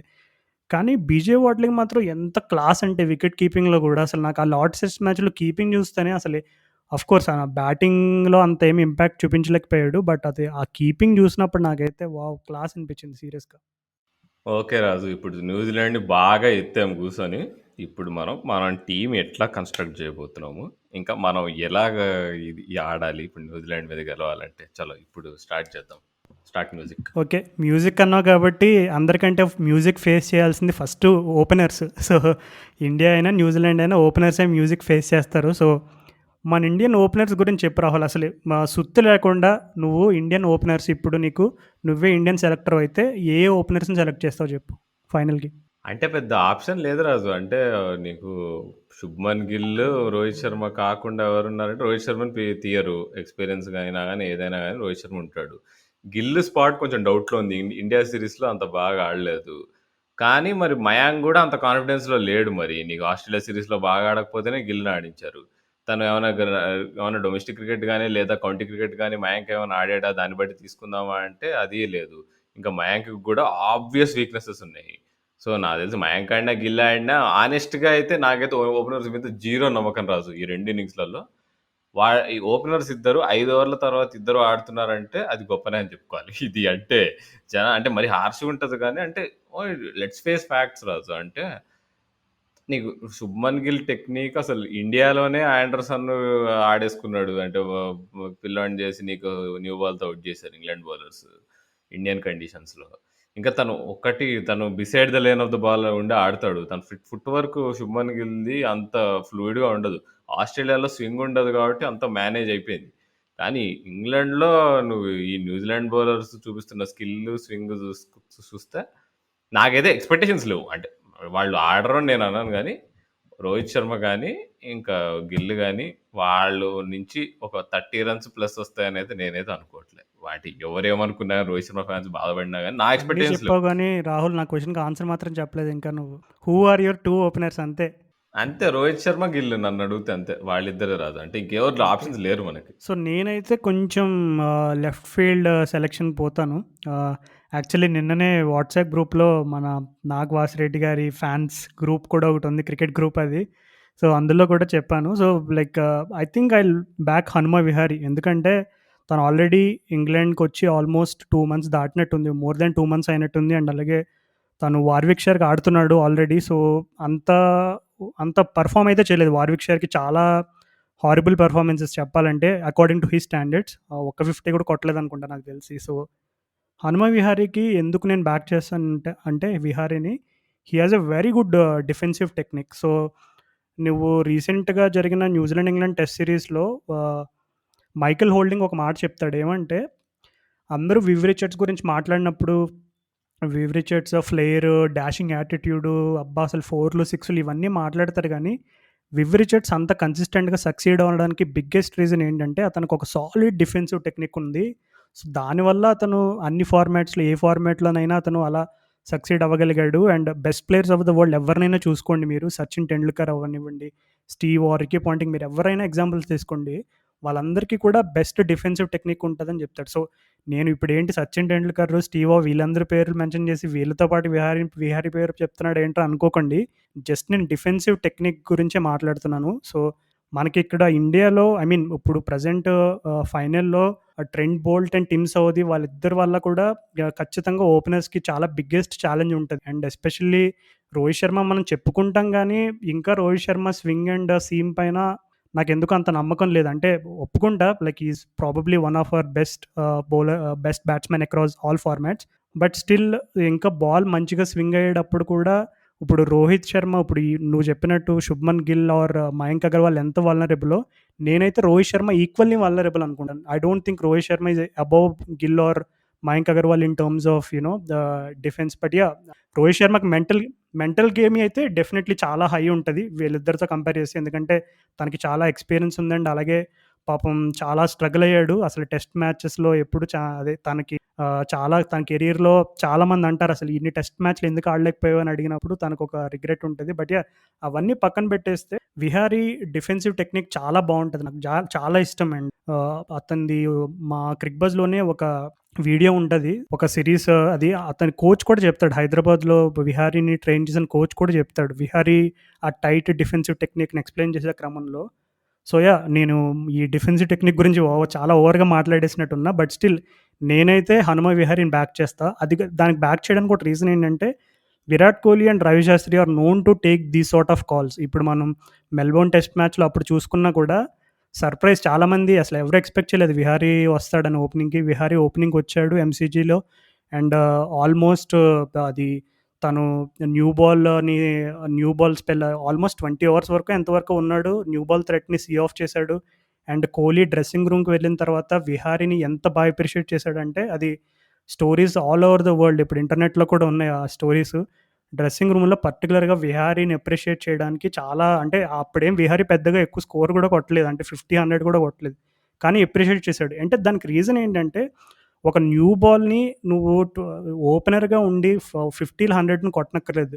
కానీ ఆ న్యూ బాల్ థ్రెట్ అనేది నెగ్లెక్ట్ చేయగలిగితే ఆ తర్వాతొచ్చే బ్యాట్స్‌మ్యాన్‌కి అంత ఈజీ అయిపోతది గేమ్ వాళ్ళందరికీ కూడా. సో, నిజంగా ఇక్కడ న్యూ బాల్‌తో మనం ఏమాత్రం లైట్ తీసుకునే అవకాశం లేదు. ఏదో అయిపోద్దిలే ఒక 5 అవర్స్‌లో, 10 అవర్స్‌లో మన ఓపెనర్స్ ఇద్దరు ఎళ్ళిపోతారనుకుంటే, నీకు ఓపెనర్స్ త్వరగా ఎళ్ళిపోయారంటే థ్రెట్ ఏంటంటే పుజారా, కోహ్లీ లాంటి మన బెస్ట్ బ్యాట్స్‌మెన్ వాళ్ళ బెస్ట్ బౌలర్స్‌కి ఎక్స్‌పోజ్ అయిపోతారు. సో, అలాంటప్పుడు there is even more danger of us getting all out for a very cheap score. అంటే లెఫ్ట్ ఫీల్డ్ పిక్‌గా నువ్వు 'విహారీ' అంటున్నావు గానీ, అంటే ఇప్పుడు ఇది ఒక సీరీస్ అనుకో రాజు. ఏం చేస్తారు మామూలుగా ఎలా అప్రోచ్ చేస్తారంటే, ఓకే. 3 మ్యాచ్ టెస్ట్ సీరీస్ అనుకో. ఫస్ట్ మ్యాచ్ గిల్లే ఆడతాడు. ఆ గిల్ ఒకవేళ ఫెయిల్ అయ్యాడనుకో, అప్పుడు మేబీ వాళ్ళు ఒక లెఫ్ట్ ఫీల్డ్ చాయిసెస్‌కి వాళ్ళు మొగ్గు చూపుతారనమాట. అలాంటిది ఇక్కడ నీకు ఉన్నదే ఒక మ్యాచ్. వన్ ఆఫ్ మ్యాచ్ ఇది. సో, అంటే ఒక్క మ్యాచ్‌లో రిస్కులు తీసుకుంటారనేది క్వెషన్ మరి. బట్ విహారీ మాత్రం ఇట్లాంటి ఓపెనింగ్ ఎళ్ళడానికి, ఇట్లాంటి ఛాలెంజెస్ తీసుకోవడానికి మాత్రం తనేమి కొత్త ఏం కాదు. సో, అంటే ఇల్ బి ఇంట్రెస్టింగ్. అంటే మరి ఆ డిసిషన్ తీసుకుంటారా అనేది. అంటే తను కౌంటీ క్రికెట్‌లో ఒకవేళ 100లు అట్లా ఇట్లా కొట్టుంటే మొన్న ఆడిన వార్విక్ షార్‌కి ఆడిన మ్యాచెస్‌లో ఓకే. గానీ తనంటే ఒక రకంగా మిడ్లింగ్ పెర్ఫార్మన్సెస్ అనే చెప్పుకోవాలి రాజు. అంటే మరి అది దృష్టిలో పెట్టుకొని మరి ఇంత పెద్ద చాయిస్ చేస్తారా మన వాళ్ళనేది చూడాలి. But yeah! ఇగ అది పక్కన పెడితే ఇక నంబర్ 3, నంబర్ 4 ఏం క్వెషన్స్ ఉండవు మనకి. నంబర్ 5 రహానే గూడా ఆడకుండా అయితే ఉండడు. మన number 3 Cheteshwar Pujara last time సౌతాంప్టన్‌లో ఆడినప్పుడు సెంచరీ కొట్టాడు. సో, హోప్‌ఫుల్లీ లెట్స్ హోప్ ఇంకో సెంచరీ వస్తుందని అనుకుందాం. యాహ్! అదనుకుందాం. ఇప్పుడు నంబర్ 5 తర్వాత రాజు మనం మాట్లాడుకోవాల్సింది. ఇప్పుడు మనం సిక్స్త్ బ్యాట్స్‌మన్ తీసుకుంటామా? లేదా పంత్ వచ్చేస్తాడంటావా బ్యాటింగ్‌కి? ఏది బెటర్ అంటావు? మనం 5 బౌలర్స్ ఆడడం బెటరా? లేదంటే 4 బౌలర్స్‌తో ఆడడం బెటర్ అంటావా? ఐ థింక్ 5 బౌలర్స్‌తో వెళ్ళాలని నేను అనుకుంటున్నా. ఎందుకంటే న్యూజిలాండ్ మనం బౌలింగ్ గురించి మాట్లాడుకున్నాం గానీ, వాళ్ళ బ్యాటింగ్‌ని ఏమాత్రం తక్కువ అంచనా వేయడానికి లేదు. ఇప్పుడు ఆల్రెడీ డెవన్ కాన్వే గురించి మాట్లాడుకున్నాం. టామ్ లేథమ్ ఉన్నాడు. హెన్రీ నికోల్స్ ఉన్నాడు. అండ్ కేన్ విలియమ్సన్ ఉన్నాడు. సరే పోనీ రాస్ టేలర్ వికెట్‌ని పోనీ లైట్ తీసుకున్నా, ఇప్పుడు నేను చెప్పిన నలుగురు బ్యాట్స్‌మెన్‌లో కనీసం ఇద్దరు గట్టిగా నిలబడినా మనకి చాలా రిస్క్ ఉంది. సో, కానీ ఒక చిన్న అడ్వాంటేజ్ ఏంటంటే వాళ్ళ టీమ్‌లో ఇప్పుడు లెఫ్ట్ హ్యాండర్స్ ఉన్నారు కాబట్టి Tom Latham and Nicholls and Conway రూపంలో కొంచెం అశ్విన్‌కి కొంచెం ఈజీ అయితదని నేను అనుకుంటున్నా. అండ్ అలాగే అక్కడ గ్రౌండ్స్‌మ్యాన్ కూడా ఏం చెప్పాడంటే, ఒకవేళ గనక మ్యాచ్ బిల్డప్‌కి ముందు అండ్ అలాగే మ్యాచ్ జరిగే రోజుల్లో వర్షాలు పడకుండా ఉండుంటే గనక డే 3 నుంచి స్పిన్ అయ్యే అవకాశం ఉందని హింట్ ఇచ్చాడు. సో, ఒకవేళ వెదర్ కండిషన్స్ గనక కొంచెం డ్రై ఉండి, వర్షం పడకుండా నార్మల్ ఉంటే గనక ఖచ్చితంగా స్పిన్‌కయితే బాగా అనుకూలిస్తది. యాహ్! నేనైతే 5 బౌలర్స్‌తోనే వెళ్ళడం బెస్ట్ అని అనుకుంటున్నా. What about you? అంటే నేను మిక్స్ ఉన్నా రాజు. అంటే మరి అంటే ఒకటి ఇప్పుడు మనం అశ్విన్‌ని ఒక బ్యాట్స్‌మన్‌గా కన్సిడర్ చేస్తామా అనేది క్వెషన్ కానీ జడేజా ఒకవేళ టీమ్‌లో ఉన్నాడనుకో, జడేజాని నేను ఒక బ్యాట్స్‌మన్‌గా కన్సిడర్ చేస్తా. తను ఇప్పుడు లాస్ట్ 1 ఇయర్‌లో తన డెవలప్‌మెంట్ బట్టి. అండ్ తను లెఫ్ట్ హ్యాండరు. అండ్ తను నన్నకెందుకో జడేజా బ్యాటింగ్ స్టైల్ ఈ న్యూజిలాండ్ బౌలర్స్‌ని మెసప్ చేస్తది అని నాకనిపిస్తది. ఇప్పుడు మనము హానెస్ట్‌గా మాట్లాడుకుంటే కోహ్లీ వీళ్ళందరూ గాదు మనకు గెలిపిచ్చేది. నా దృష్టిలో మనల్ని మ్యాచ్ గెలిపియాలంటే, మనల్ని మన చేత కప్పెత్తిచ్చాలంటే రిషబ్ పంత్‌ది పెద్ద పెద్ద చెయ్యుంటది. సో, రిషబ్ పంత్‌తో పాటు జడేజా ఒకవేళ ఇద్దరూ కలిసి నీల్ వాగ్నర్ ఏదేదో వెరైటీ బౌన్సర్‌లేస్తుంటే బయటికి కొడుతుంటే నాకు చూడాలుంది రాజు. అది వాళ్ళిద్దరికి ఉందనిపిస్తుంది నాకెందుకో. ఆ టైప్ ఆఫ్ అంటే వాళ్ళలా అన్‌సెటిల్ చేయగలరు నీకు న్యూజిలాండ్ బౌలింగ్ అటాక్‌ని. సో, నాకంటే వాళ్ళిద్దరు ఆడడం నాకు చూడాలుంది. అంటే నంబర్ 5, నంబర్ 6, నంబర్ 7 ఆ ప్లేస్‌లో ఇప్పుడు నీ 5 బౌలర్స్‌తో వెళ్ళినప్పుడు మరి జడేజాని నంబర్ 7 ఆడించగలమంటావా యాహ్! ఐ కాన్ఫిడెంట్‌గా? Think and do we go with 3 pacers and 2 స్పిన్నర్స్‌తో పోతామంటావా? లేదంటే మరి 4 పేసర్స్, 1 స్పిన్నర్‌తో పోదామంటావా? అప్పుడు ఒకవేళ 4 పేసర్స్, 1 స్పిన్నర్ అనుకో, దెన్ ఇన్ దట్ కేస్ నీకు చాయిస్ ఉంటది మరి నీకు. అంటే మీరు జడేజా లేదా అశ్విన్ ఒకళ్ళనే ఆడియాలి మరి. లేదు. నేనైతే 3 pacers and 2 spinners combination best అని నేను అనుకుంటున్నా. ఎందుకంటే జడేజా ఆబ్వియస్లీ తన ఆల్రౌండర్ ఎబిలిటీస్ గురించి అందరికీ తెలిసిన విషయమే. సో, నేనైతే 3 pacers Ishant Sharma, Jasprit Bumrah and Mohammed Shami and Jadeja and అశ్విన్‌తో పోతాను నేనైతే. ఇక్కడే మనకు ఒక seam bowling allrounder Hardik Pandya లేకపోవడం ఇక్కడ మనకు దెబ్బ కొడుతుంది. హార్దిక్ పాండ్యా కావచ్చు, స్టూవర్ట్ బిన్నీ కావచ్చు. ఇప్పుడు నీకు న్యూజిలాండ్‌కి చూసుకుంటే ఇప్పుడు డిగ్రాండోము చేస్తాడు ఆ రోల్, ఫోర్త్ సీమర్ రోల్. తను ఫోర్త్ సీమర్ రోల్ చేయడం వల్ల వాళ్ళు ఒక స్పిన్నర్‌ని ఆడియగలుగుతారు. కానీ ఇప్పుడు చూడు మనం అంటే ఇప్పుడు అట్లా ఆ రోల్ ప్లే చేయగలిగేది ప్రాబ్లమ్ మన సైడ్ నుంచి ఓన్లీ జడేజా చేయగలడు. సో, జడేజా మన స్పిన్ వెర్షన్ ఆఫ్ డిగ్రాండోమ్. కానీ ఆ ఇంగ్లీష్ కండిషన్స్‌లో జడేజాకి మరి అంత బౌలింగ్ హెల్ప్ దొరుకుతుందా అనేది పాయింట్ మరి. బట్ మరి సౌథాంప్టన్‌లో థర్డ్ డే తర్వాత అనే పాయింట్ మరి అంటే మనం మరి ఓవర్ ఎస్టిమేట్ చేస్తాం. ఇద్దరు స్పిన్నర్‌లతో ఆడడం అనేది పెద్ద సాహసమే మరి. బట్ పోయినసారి లాస్ట్ టైమ్ మాత్రం సౌథాంప్టన్‌లో పిచ్ స్పిన్ అయింది. మరి మొయిన్ అలీ మాత్రం రణరంగం సృష్టించాడు మరి పిచ్ మీద అసలు ఫైనల్ ఇన్నింగ్స్‌లో. సో మరి అది అంటే చాలా బ్రేవ్ కాల్ రాజు మరి 2 స్పిన్నర్స్ మరి. యాహ్! దానికి రీజన్ కూడా చెప్తా రాహుల్. ఇప్పుడు ఇందాక మనం స్టార్టింగ్‌లో చెప్పుకున్నాం. ఈ లోవర్ ఆర్డర్ కాంట్రిబ్యూషన్స్ అనేవి చాలా కీ రోల్ ప్లే చేస్తాయి. ఎస్పెషల్లీ బ్యాటింగ్‌తో అని. సో, జనరల్‌గా పేసర్స్ ఏసినప్పుడు ఏం చేస్తారంటే టెయిల్ ఎండర్స్ ఇంకా జనరల్‌గా వాళ్ళు స్లాగ్ చేస్తూనే ఉంటారు కంటిన్యూయస్‌గా. సో, ఎక్కువ శాతం మనం టెస్ట్ మ్యాచ్‌లో ఈ టెయిల్ ఎండర్స్ స్లాగ్ చేసినప్పుడు ఏం చూస్తామంటే ఎడ్జెస్ అయ్యి థర్డ్ మ్యాన్ సైడ్ బౌండరీస్ పోవడం, లేదంటే కవర్ డ్రైవ్‌లు ఆడడం, స్ట్రెయిట్ డ్రైవ్‌లు ఏదైతే అది రన్స్ పోతా ఉంటాయి కంటిన్యూయస్‌గా 50, 60 రన్స్ అనేవి చాలా ఒక లీడ్ తీసుకోవడంలో గానీ, లేదంటే 60, 70 రన్స్ తక్కువ కొట్టడం గానీ, దీనంతటి ప్రభావం కూడా లోవర్ ఆర్డర్ కాంట్రిబ్యూషన్స్ మీద చాలా ఎక్కువుంటది. సో, జడేజా ఎందుకు బెస్ట్ అంటే, ఇలా లోవర్ ఆర్డర్ వచ్చినప్పుడు పేసర్స్ కంటే నన్నడిగితే జడేజా బెస్ట్ బెట్. అంటే ఆ లోవర్ ఆర్డర్‌ని ఔట్ చేయడానికి. ఎందుకంటే జడేజాకి ఆ మైండ్ సెట్ ఉంది. తనకు తెలుసు. ఈ లోవర్ ఆర్డర్ బ్యాట్స్‌మెన్ ఎలా టార్గెట్ చేస్తారు. ఇప్పుడు జడేజాని గనుక ఒక 4, 6 కొడితే ఇప్పుడు మేబీ బ్యాట్స్‌మెన్ అయితే తను టార్గెట్ చేయడం కొంచెం కష్టం అవ్వచ్చు గానీ, డిగ్రాండ్ లాంటి బ్యాట్స్‌మెన్‌ని. బట్ ఈ Neil Wagner, Trent Boult, Tim Southee ఇలాంటోళ్ళు గనక 4లు, 6లు కొట్టడం మొదలుపెట్టారంటే జడేజా వస్తే గనక ఖచ్చితంగా వాళ్ళని చాలా చీప్‌గా ఔట్ చేసే ఛాన్స్ అయితే ఉంది. ఇప్పుడు నేను చెప్పే లాజిక్ చాలా అబ్సర్డ్‌గా ఉండొచ్చు. ఏంటి జడేజా ఏంటి లోవర్ ఆర్డర్‌ని ఔట్ చేయడానికి అని కాదు గానీ, yeah! Jadeja fielding abilities and తన బ్యాటింగ్ ఎబిలిటీస్ ఇవన్నీ కన్సిడర్ చేసుకొని సౌతాంప్టన్‌లో జనరల్‌గా ఇప్పుడు న్యూజిలాండ్ ఇప్పుడు ఎందుకంటే we have to trust our best combination ఇక్కడ. ఆఫ్‌కోర్స్ కండిషన్స్ అనేవి కూడా ఆలోచించాలి. ఇక్కడ అశ్విన్ అయితే ఖచ్చితంగా ఆడతాడు. జడేజా వల్ల ఉండే అడ్వాంటేజ్ కూడా ఉంది. అవును రాజు. బేసిక్‌గా న్యూజిలాండ్ ఈ సీరీస్‌లో పేస్‌నైతే చాలా బాగా ఆడారు వాళ్ళు. నువ్వు ఆండర్సన్, బ్రాడ్ నీకు అంత లెవెల్‌లో బౌలింగ్ ఏస్తున్నా, ఎస్పెషల్లీ బ్రాడ్ అంత బాగేస్తున్నా గానీ, they were able to stop them. అంటే నువ్వు రన్స్ కొట్టకుండా అయితే వాళ్ళని ఆపలేకపోయారు. కాన్వే అయినా, విలియంగ్ అయినా, నీకు రాస్ టేలర్ అయినా గానీ, వీళ్ళందరూ అంటే పేస్ బౌలింగ్ బెటర్‌గా ఆడతారు. సో, ఆ పరంగా వాళ్ళ వీక్‌నెస్ ఏందంటే స్పిన్ ఆడడం అంత మంచిగా రాదు. మేబీ కేన్ విలియమ్సన్ కొంచెం వలనరబుల్ ఉన్నా గాని బాగా ఆడతాడు. టామ్ లేథమ్ మళ్ళీ ఇప్పుడు ఇక టామ్ లేథమ్‌తో గొడవ అయితదిప్పుడు. టామ్ లేథమ్‌కి నువ్వు స్పిన్ ఏసావంటే తిని పడేస్తాడిక. సో, అంటే but still considering their overall strength చూసుకుంటే మేబీ ఆ అప్రోచ్‌తో పోవడం కొంచెం వాళ్ళు సర్ప్రైజ్ అయితారేమో. సో, ఇద్దరు స్పిన్నర్స్‌కి యాక్చువల్లీ నేను ఓటేస్తా. అంటే కన్సిడరింగ్ జడేజా బ్యాట్‌తో వచ్చే కాంట్రిబ్యూషన్ అది మనకు హెల్ప్ అయితది కాబట్టి. నంబర్ 6 నీకు పంత్ ఆడి నంబర్ 7 ఒకవేళ జడేజా వచ్చాడనుకో అండ్ నంబర్ 8 అశ్విన్ వచ్చాడనుకో, అశ్విన్ బ్యాటింగ్ ఇప్పుడు ఇవాళ రేపు అంత గొప్పగా లేకపోయినా గానీ నంబర్ 8 అయితే ఓకే అనుకుంటున్నా. అండ్ ఒక నంబర్ 8 తర్వాత ఇక నువ్వు బౌలర్స్ ఎంత వీక్ ఉన్నా గానీ ఐ థింక్ నంబర్ 8 వరకు if you have solid batting especially Jadeja and Pant if they can play counter attacking innings I think మనం మనం కొంచెం మంచి పోటీ ఏంటి మనం గెలవచ్చు కూడా. అసలు నా దృష్టిలో అదే నేను ఇందాక కూడా చెప్పాను, మనం గెలవాలంటే పంతే మీదనే నమ్మకం నాకు. అవును రాహుల్, ఇప్పుడు చూసుకుంటే మొన్న జరిగిన ఇంగ్లాండ్ న్యూజిలాండ్ Zealand England man of the series Rory Burns left హ్యాండరే. సో అతను లార్డ్స్ టెస్ట్ మ్యాచ్లో ఎస్పెషల్లీ కైల్ జేమ్సన్ ఎలా టార్గెట్ చేసి కొన్ని కొన్ని పుల్ షాట్లు, కట్ షాట్లు ఇవన్నీ ఆడాడు. సో అవన్నీ చూసుకుంటే నాకు ఎందుకో ఇప్పుడు ఈ టిమ్ సౌదీన్ కానీ, Trent Boult or Kyle Jameson వీళ్ళందరినీ కౌంటర్ చేయడానికి రైట్ హ్యాండ్ బ్యాట్స్మెన్ కంటే లెఫ్ట్ హ్యాండర్సే బెస్ట్ బెట్ అని అనుకుంటున్నాను. సో ఈ రిషబ్ పంత్ అండ్ జడేజా కనుక నువ్వు చెప్పినట్టుగా 6-7 ప్లేస్లో ఉండి కౌంటర్ అటాకింగ్ ఇన్నింగ్స్ ఇద్దరిలో ఒక్కరైనా సరే మ్యాచ్ రూపురేఖలు ఖచ్చితంగా మారిపోతాయి. సో అందుకే జడేజా కంపల్సరీ ఉండాలి. అండ్ అలాగే పంత్ అండ్ జడేజా ఇద్దరు ఆ లెఫ్ట్ హ్యాండెడ్ కాంబినేషన్ కనుక ఉంటే ఖచ్చితంగా వాళ్ళు బౌలర్స్కి ఒక నైట్ మేర్లా అయిపోతారు. రాజు అసలు అంటే అదే నేను కోహ్లీని కూడా అంటే కోహ్లీ ఇప్పుడు కోహ్లీకి వాళ్ళందరూ ప్లాన్స్ చేసుకుంటారు. So Tim Southee Kohli record చూసుకుంటే 10 సార్లు అవుట్ చేసాడు సౌదీ కోహ్లీని. తను అసలు బ్యూటిఫుల్గా కోహ్లీని ఎట్లా అవుట్ చేయాలో వాళ్ళకి బాగా ఐడియా ఉంది న్యూజిలాండ్ టీంకి ఎంత బాల్ స్వింగింగ్. సో కానీ కోహ్లీ ఎట్లయితే ఆండర్సన్ని ఎట్లయితే వధించాడో అప్పుడు 2018 తను పక్కా వర్క్ చేసుకొని వచ్చుంటాడని నేను అనుకుంటున్నా.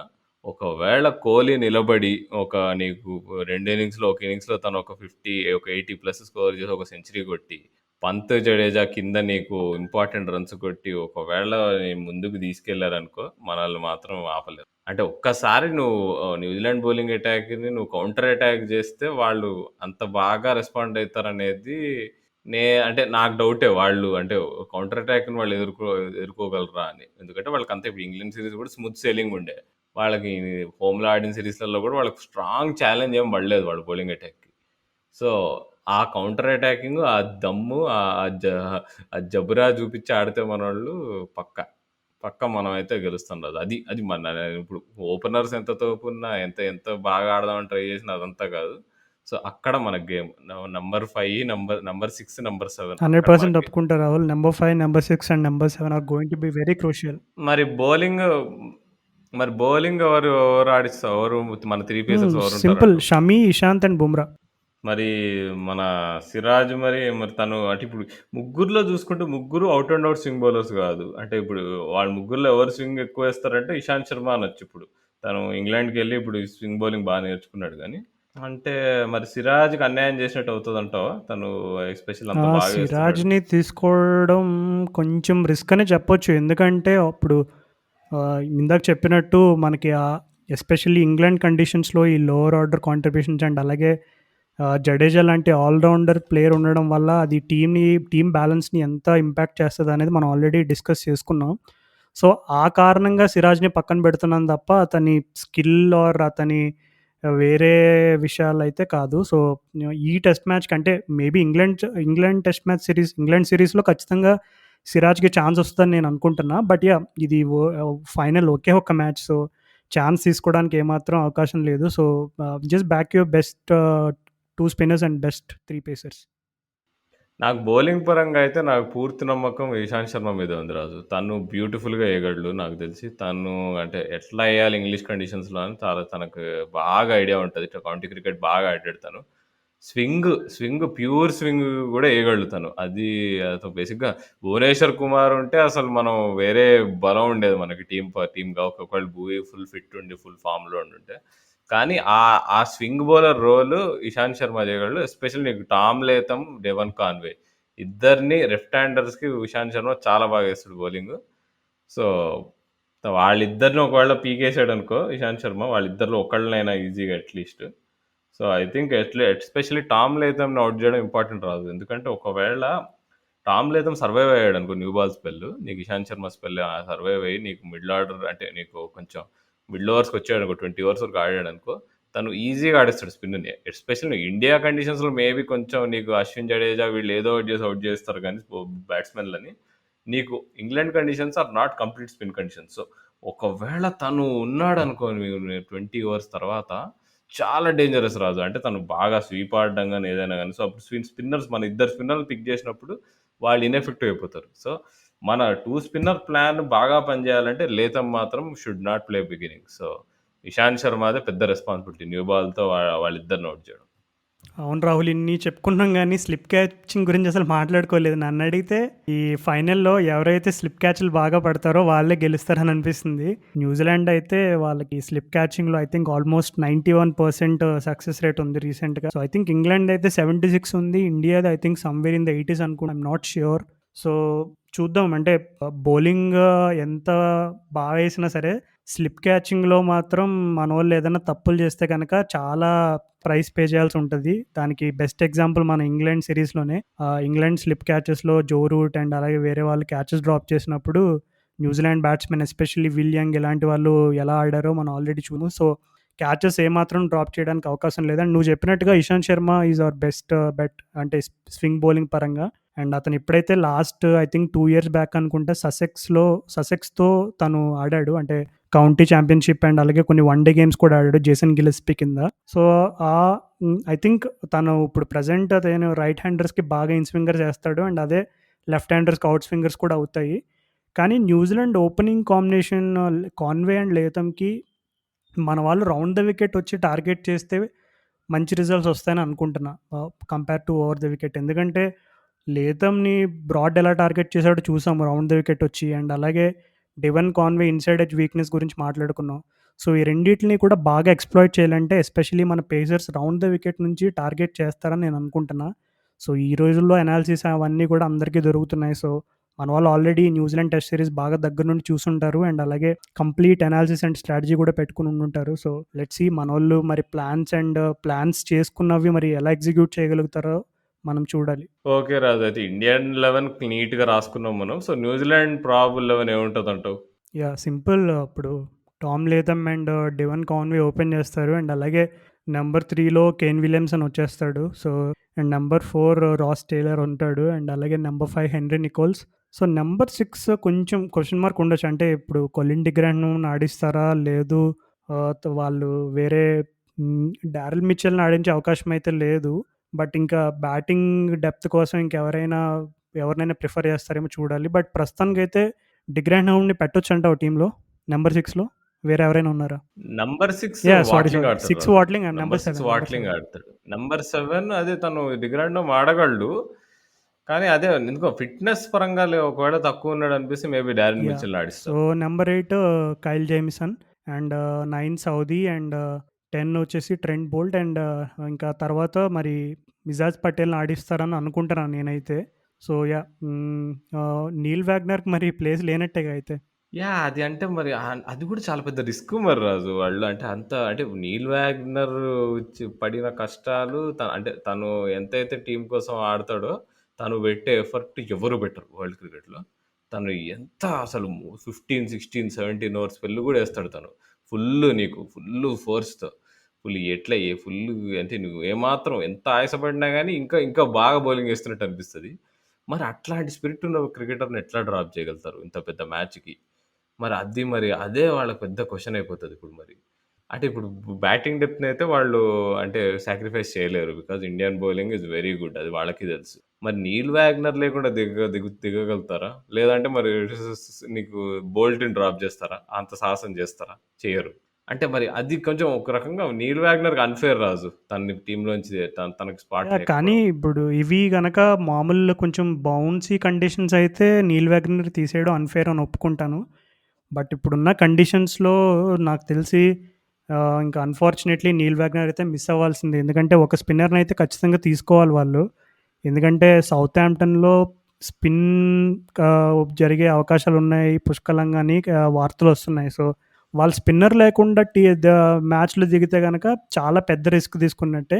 సో, స్పిన్నర్‌ని సెలెక్ట్ చేసుకోవాలంటే ఖచ్చితంగా only pacer that they can drop Neil Wagner. ఎందుకంటే కైల్ జేమ్సన్‌ని డ్రాప్ చేయలేరు. సౌదీ అండ్ బోల్ట్‌ని అస్సలు డ్రాప్ చేయరు. So, unfortunately Wagner has to miss out. Yeah! Raju. అది మిస్ అయితే గనుక మాత్రము అంటే అదే ఆల్‌దో అంటే చూడ్డానికి బ్యాడ్‌గా అనిపించిన 'వాగ్నర్' లాంటి ప్లేయరు తనలాంటి టీమ్ మ్యాన్‌ని డ్రాప్ జేయడం అంటే మరి ఓకే. అంటే but there is enough reason why they would do it. Because Southampton గాకుండా ఇది ఒకవేళ మాంచెస్టర్ అయినా, లేదంటే నీకు ఈ లార్డ్స్ అయినా అయ్యుంటే గమ్మున అసలు 4 పేసర్స్‌తో ఆడేవాళ్ళు. నీకు బ్యాండ్ బాజా అయ్యేది. సో, నాకు తెలిసి ఓకే. బికాజ్ వాళ్ళకి ఇంకో పేసర్ డిగ్రాండోమ్ ఆప్షన్ ఉంటాడు. డిగ్రాండోమ్ గాని, డారెల్ మిచెల్ ఉంటాడు కాబట్టి ఐ థింక్ వాళ్ళకి ఆ ఫ్లెక్సిబిలిటీ ఉంది. ఒక పేసర్‌ని డ్రాప్ చేయడము. సో, అది వాళ్ళ నీకు వాగ్నర్ రూపంలో ప్రాబబ్లీ ఆ సాక్రిఫిషియల్ గోట్ ఎవరైతే ఉంటారో ప్రాబ్లీ వాగ్నర్ అవ్వాల్సి వస్తుంది ఈసారి according to the conditions. So అది మరి సో మరి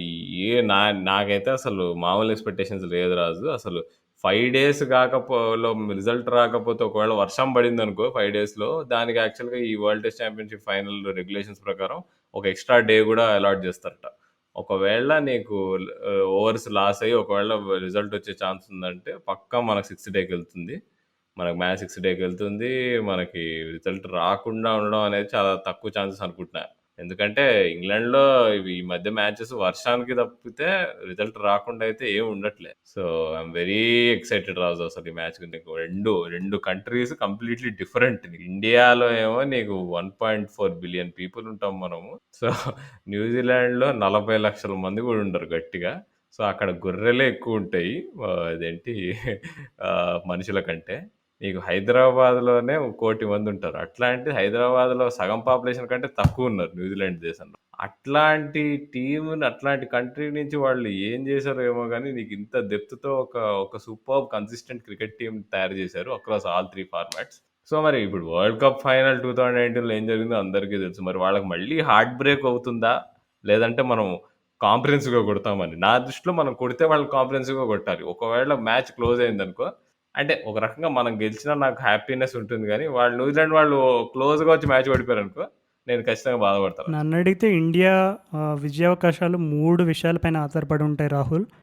ఒకటొచ్చేసి నేను ఇందాక డిస్కస్ చేసినట్టుగా మనం ఈ ఓపెనర్స్‌ని లైట్‌గా తీసుకొని ఏదో వాకింగ్ వికెట్స్ లాగా ఎవరైనా పర్వాలేదు అనే కాంబినేషన్‌లా ట్రై చేసి ఓపెనింగ్ ఫ్లాప్ అయితే ఖచ్చితంగా ఆ ప్రెషర్ పడి బ్యాటింగ్ ఎంత ఇంపాక్ట్ అవుతుందో ఆల్రెడీ చెప్పుకున్నాం. So, opening combination first and second విషయం వచ్చేసి స్లిప్ క్యాచింగ్. సో, స్లిప్ క్యాచింగ్‌లో గనక మనోళ్ళు ఏవైనా తప్పులు చేస్తే ఖచ్చితంగా అది ఎక్కడో ఒక చోట మ్యాచ్‌లో ఎఫెక్ట్ చూపిస్తది. అండ్ నంబర్ 3 వచ్చేసి లోవర్ ఆర్డర్ కాంట్రిబ్యూషన్స్. సో, ఈ 3 విషయాలపైనే ఇండియా అండ్ న్యూజిలాండ్ విజయావకాశాలు ఆధారపడి ఉంటాయని నేను అనుకుంటున్నా. రిషబ్ పంత్ రాజు నా దృష్టిలో ఆ మనిషి అంతే. రిషబ్ పంత్ ఆ 6 మనిషి టెస్ట్ మ్యాచ్‌లున్నాయి. ఎట్లయితే పడుకొని సిక్సులు ఇప్పుడు సౌదీ బోల్ట్ బౌలింగ్ వేస్తుంటే పడుకొని సిక్సులు కొట్టాలి నీకు. కౌంటర్ అటాకింగ్ ఇన్నింగ్స్ నేనైతే మనకు మ్యాచ్ రిషబ్ గెలవాలి. పంత్‌ని ఎప్పుడు ఎక్స్‌పెక్టేషన్స్ లేకుండానే చూస్తాను. ఎందుకంటే is a very free spirited cricketer. So, simple ఎలా అంటే I will take whatever Rishabh Pant gives అంతే. నేను ఎక్స్‌పెక్టేషన్స్ పెట్టుకోకుండా చూసినప్పుడే రిషబ్ పంత్ పెర్ఫార్మ్ చేస్తాడు. So, hopefully he'll have a good game. మరి న్యూజిలాండ్ బ్యాట్స్‌మెన్ ఎలా ఔట్ చేయాలో ఈ ప్రతుల్ ఒక మంచి పీస్ రాస్తానని చెప్పాడు. సో, అవును రాజు, గుర్తు చేసావు అది. ఇప్పుడు మన న్యూస్ లెటర్‌లో కొత్త ఆర్టికల్ రాబోతుంది. అసలు ఇప్పటివరకు మా న్యూస్ లెటర్‌కి ఎవరు సబ్స్క్రైబ్ కాకపోతే ఖచ్చితంగా సబ్స్క్రైబ్ అవ్వండి. మేము షో డిస్క్రిప్షన్‌లో లింక్ ఇస్తాము. అక్కడ ఈ ఈ వారం ఆర్టికల్ మాత్రం న్యూజిలాండ్స్ వాళ్ళ బ్యాట్స్‌మెన్‌ని ఎలా ఔట్ చేయగలుగుతాము, అసలు వరల్డ్ ఛాంపియన్‌షిప్ ఫైనల్‌కి ఇండియా వాళ్ళు ఏ స్ట్రాటజీతో బౌలింగ్ చేయాలనే దానిపైన ఫోకస్ పెడుతున్నాము. So, it will be a fascinating read. Don't forget to subscribe to the news letter. ఇట్లాంటివి ఎన్నో వస్తుంటాయి. ఇప్పటివరకు మీరు మీరు చూసే ఉంటారు. మేము రాసిన ఆర్టికల్స్ గానీ, అది గానీ. So, make sure you subscribe to our news letter. ఇంకా మేము నెక్స్ట్ ఎపిసోడ్‌కొచ్చేసి మరి వరల్డ్ టెస్ట్ ఛాంపియన్‌షిప్ ఫైనల్ తర్వాత చేస్తామా? మరి మధ్యలో చేస్తామా? డే టు డే ఏమన్నా ఒక ఎపిసోడ్ చేస్తామా అనేది ఇంకా మేము డిసైడ్ కాలేదు. మేము అలా నిర్ణయించుకోవాలంటే మీ రోల్ ఇక్కడ ఇంపార్టెంట్. మీకు ఒకవేళ మే మా మేము మా నుంచి ఎవ్రీ డే ఒక అప్డేట్ కావాలని ఉంటే మాత్రం వరల్డ్ టెస్ట్ ఛాంపియన్‌షిప్ ఫైనల్‌కి మాకు వెంటనే మెసేజ్ చేయండి. మేము బహుశా మేము ఇన్‌స్టాగ్రామ్‌లో ఇంకా ట్విట్టర్‌లో పోల్ కూడా కండక్ట్ చేస్తుండొచ్చు. బట్ మీకు ఒకవేళ మాకు 10 మంది ఇప్పుడు ఇమీడియట్‌గా ఈ ఎపిసోడ్ విన్న తర్వాత మేము ఇది చెప్పిన తర్వాత మాకు ఎవ్రీడే మెసేజ్ మాకు ఎవ్రీడే ఎపిసోడ్ కావాలి, ఎవ్రీడే అప్డేట్ కావాలి అంటే ఎవ్రీడే 10 మినిట్ ఎపిసోడ్ ఖచ్చితంగా చేస్తాం. అది మీ పైన ఆధారపడి ఉంటుంది. సో అంతవరకు మా ప్రివ్యూ కంటెంట్‌ని విని ఎంజాయ్ చేయండి. సో ఇక్కడ పాడ్కాస్ట్‌లో అయినా కానీ, మేము రాసే ఆర్టికల్స్‌లో అయినా కానీ, మేము ట్విట్టర్, ఇన్‌స్టాగ్రామ్‌లో పెట్టే పోస్ట్ పరంగా అయినా కానీ. సో నేను మీ క్రికెట్ నాయకుడు Rahul, signing off with Raju.